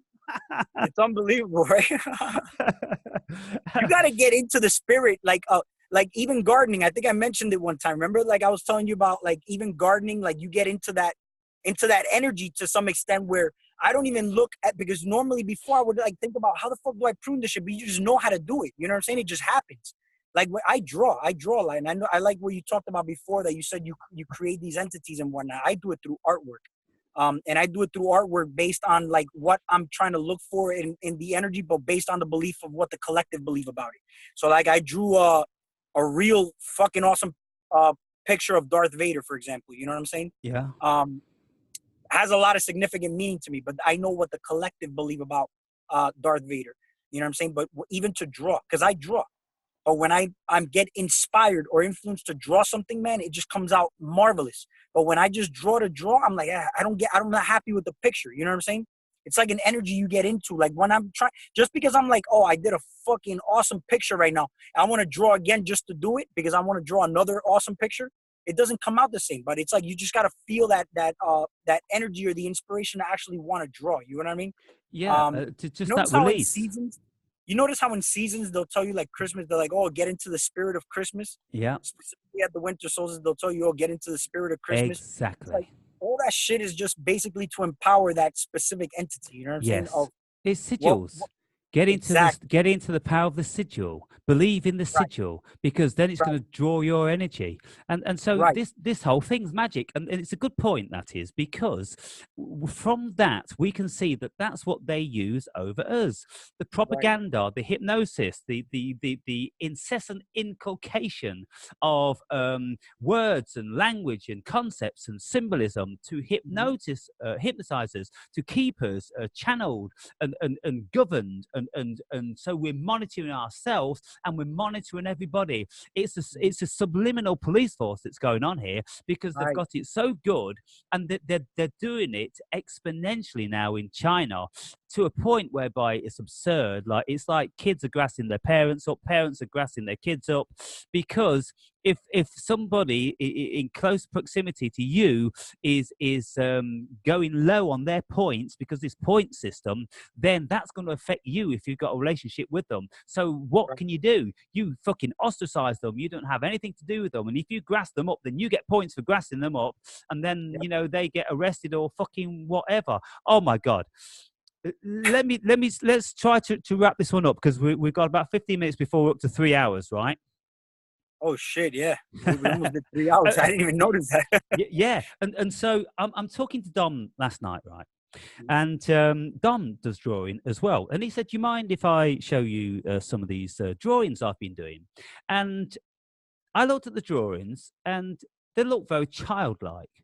Mhm. Little squiggly doodles, really, not drawings, doodles. And you think, like, well, I mean, that's kind of like is something you do when you're on the phone and you're just doodling on a pad. And so Right. he started to explain what they were. Because I said, well, I can see like a bit of a monster's head here and a bit of a creature there. And he says, what these are is when I look up at trees, the gaps between the branches and the Right. leaves, right, are these shapes. And I went, wow. Let me You tell you know, why. Let me tell you why that's a wow. The reason why that's a wow, because that's how he saw it, completely in the obverse to how most people would see it. That's why I love talking to people like that. He saw it from a different dimension, and he said every one of the gaps in these trees is a creature. And I said to him, when I'm on DMT, every single leaf, tree, yes. twig, or branch is a creature. Right. You know what though? You're not gonna believe me on this probably, but the last video I saw was with that kid. I forgot what his name. What you said his name was? Dom. Okay. You see that big picture you got behind you? Yeah. I saw a face yesterday in that picture as I was watching that video. I didn't watch the whole thing. I probably watched like the first 30 minutes, but I saw a picture of a face in that same picture. I wasn't looking at it today in depth, but yesterday, particularly, I was like, yo, there's a freaking clear face right there. Bro, I'll get on an airplane. And I've been looking at everybody's knocked out sleeping, but dude, I have pictures. I have the pictures. Dude, these clouds, first of all, they were all like flat. It looked like snow. It looked like you were going over like a flat plane of snow, full of faces, full of them. I'm talking about different kinds of faces, different sizes, different shapes. Like I'm talking about, I saw different animals. It's amazing, bro. So yeah, when you're drawing like that, man, you're looking at it from a different perception. This is not from a human perception. Yeah, You know? no. Now then, let's just go into the Never Never Land. This Uh huh. particular computer package that you feed landscapes into it, and it comes up with all different crazy creatures. Do you know the one I'm on about? Um, no, I don't know which one you're talking about. Okay, so there's a certain computer package, right? And if you feed into it, whatever, if you feed in the picture of a city, then all the buildings are going to turn into some sort of monster or creature because this is what the computer sees it as, right? Oh, okay, okay. Within the computer's mind's eye, Mhm. with whatever it perceives of the human being, it's perceiving the inanimate fucking world to be living, and it turns all this shit into some sort of living creatures. And so every time I take DMT, the whole world turns into living creatures. There's creatures in the sky, there's creatures in the trees, there's Yes. creatures in the rocks. Even one building, one block of flats, it turned into 1,000 faces, 1,000 fucking faces, every different sort of expression you could ever imagine. None of them evil, none of them sinister, just Right, right, right. different expressions of life. And I'm like, what on earth is going on with this stuff? Do you have any telepathic connection to those faces? Because I'll tell you right now, I had a very lucid dream where I mean, there's a lot of trees, but in the trees there was little it felt like it was eyes looking at me. There was I didn't see any images of faces or anything like that. They were just eyes that were looking at me. But it was just such a I don't remember what the messages were, but they were so clear that they were talking to me and I was understanding everything they were saying without them talking. It's some Yes. weird shit that I cannot explain. Yeah. I can only tell you what it was in that dream. Yeah. You know what And I'm so saying? And then, the thing yeah, is about it, you haven't done any psychedelics, and yet no, no, you're seeing this stuff. So you're seeing the stuff from the realm that you're in this right, realm. You're in this right. realm Mhm. already, and so if you take psychedelics, then of course you're going to get skyrocketed out into crazy There was a stuff. that's one of the reasons why I didn't want to take the psychedelics so early on, even though I had opportunities to. I just didn't want to. You know what I'm saying? Um, I've always been even when working out, for example, like when I worked out a lot, I've been offered steroids like a motherfucker, man. I never took steroids, but I've always been jacked, bro. You know what I'm saying? Like I had Yeah, veins coming out everywhere. People thought I was on steroids, but I never took steroids. yeah. But when you take the steroids, it kind of fucks you up in the long run. I always had that same mentality toward the DMT. You know what I'm saying? It's kind of like when somebody can't sleep. The first thing they do is they want to go buy melatonin. When in actuality, you could produce the melatonin yourself if you put a little bit of work towards certain breathing techniques and meditation and Yeah, visual. You could produce these elixirs. You know what I'm saying? yeah. Nobody knows that shit, so they always depend on a pill to get them there. You know what I'm saying? I don't have nothing against people who do DMT. I don't want you to get me wrong on that. No, I But mean the whole thing is from all the stories that I've heard, I've never heard anybody ever regretting taking psychedelics. I hear you. Yeah, I hear you. Except if they have one in a million has a bad trip and they get terrified because they didn't know themselves, and they're They're in a bad terrified. space. They're in a Right. bad space, and they're Yeah. terrified of all their own demons because they haven't dealt with them. Absolutely. Nothing to do with the psychedelic, because the psychedelic is the most beautiful thing. And if you Right. are pure, it's going to show you purity beyond measure. And so, if I mean, you let me tell you. Let me tell you that I would take it now in the state of being that I'm in now. I would try it now. I've had so many different experiences like without it that I'm like curious to and it's not like any expectations I have, but I just want to go further. I want to push that envelope further. Yeah, You know what I'm well, saying? you're ready for it now. So when you get the opportunity, without a shadow of a doubt, in my mind, that it's going to be a beautiful and amazing experience. And you're the sort of personality that's going to be able to deal with it wonderful. All you do is you calm yourself down and you Right, say to yourself that you're going to have a marvelous, wonderful, mind-expanding right, experience. You let yourself go, and then you're in there. And right, so with DMT, you're in for 5 minutes or 10 minutes, absolute max, and you're back out again. It's absolutely amazing and it's right. beautiful. And because the molecule is very, very similar to serotonin, then it Yep. gives you a flush of well-being. What could be wrong with that, you know? Nothing. And Yeah. so it really is truly amazing. Just like I might add this conversation, mate. And so if we wrap up now, um, unless there's something that you want to finish off with, like 5 or 10 minutes. I'll tell you what, I just did want to ask you, what moved you in any of your recent last videos? What was topical for you? As far as like what were my most previous topics in my videos? Yeah, just as a plug for your channel, I'm going to put your channel down in the links below. And so, just something that you Man, I'll consider. tell you right now, the last time I made a video was a month ago, but it was because of the holidays and all that type of stuff. I went to New York.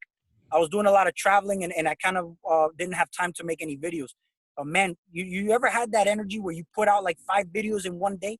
That's the type of energy I feel at certain points. So you'll notice that certain videos of mine are like 5 in a day. But man, when I get into an energy, man, I get into that energy, and I just gotta talk. If not, it's gonna be a problem. You know what I mean? It's a ticking time bomb. But most of the topics I was talking about were basically how people serve as energy vortexes for you. Basically, let's say if you have a breakthrough, you know what I'm saying? Um, topic of like certain haters, you know what I'm saying? Like, let's say, for example, you have a breakthrough, you'll talk about it. You know what I'm saying? It's something that you can access. You know what I'm saying? If you Hmm. have a DMT experience, it's something that I can access. I'd rather you check it out because I don't remember a lot of what I spoke on there. But I mean, I'll tell you right now, my last 5 videos were very, very, very good. They were very detailed. And I would be actually interested in knowing what you think of them. Yeah. Uh, I don't remember off the top of my head what I spoke on. I know that one was talking about how people serve as energy vortexes to you, how certain opportunities arise through certain different type of people, and this coming down to like different energetic levels and stuff like that. Uh, and yeah, I don't remember, but I Yeah, mean, it's curious actually definitely because check them out. one of the very recent videos I put up was about people. I was drawing an analogy between people and energy vortexes. Oh, dude, Um, same shit. I did the same thing. I did an yeah, analogy. Yeah, I yeah, would definitely check and it out what I about was it. saying is lots of people they're like whirlwinds spinning round and round and round and round and round, and Mhm. when the wind abates, then the debris drops to the floor, the grit and the leaves and the Right. paper packet and this, that, and the Uh-huh. other, and then you can't see anything, and that's what happens to these people when they come to a standstill because there's no substance, there's no epicenter, and that's why they Right. keep needing to spin, spin, spin, spin. And when you Right. see these people, they're always on the go, they're always chatterbox, they'll never sit down, they'll never go, hey. So they'll never put themselves in a position whereby they feel vulnerable, where you can say, "So, how are you feeling, Ziggy? You're Right. looking a bit tired, mate. Are you all right?" They don't want to Mhm. be like that. No, spin, spin, spin, spin, spin, spin, spin. Right. Right. Right. Yeah, That's so crazy, man. because they're so vulnerable, and so Uh, yeah, that was the premise of my video, and it was entitled something like whirlwind spinning vortices or something like this, and it's only about 3 or 4 down if you wanted to tune into that. So I'll tune I'll into definitely yours, listen. and I'll leave some comments on there, and then we'll speak again as and when. I mean, I'm down whenever, man. You let me know, and we can always connect, bro. It's always a pleasure talking with you, bro. Yeah, likewise. And so really enjoyed it, mate. And so enjoy the rest of your day and just keep knocking out those videos, man. When the universe is working through you, what can we do? You got to just put it out, man. Get We used to go, that energy, right? surrender to the universe. Trust the process. Well, brilliant. Way to go, Ziggy. Cheers, bud. We'll talk sooner, right? Yes, man. I'll check out your latest videos. Thank you. Bye for now. All right, later, man.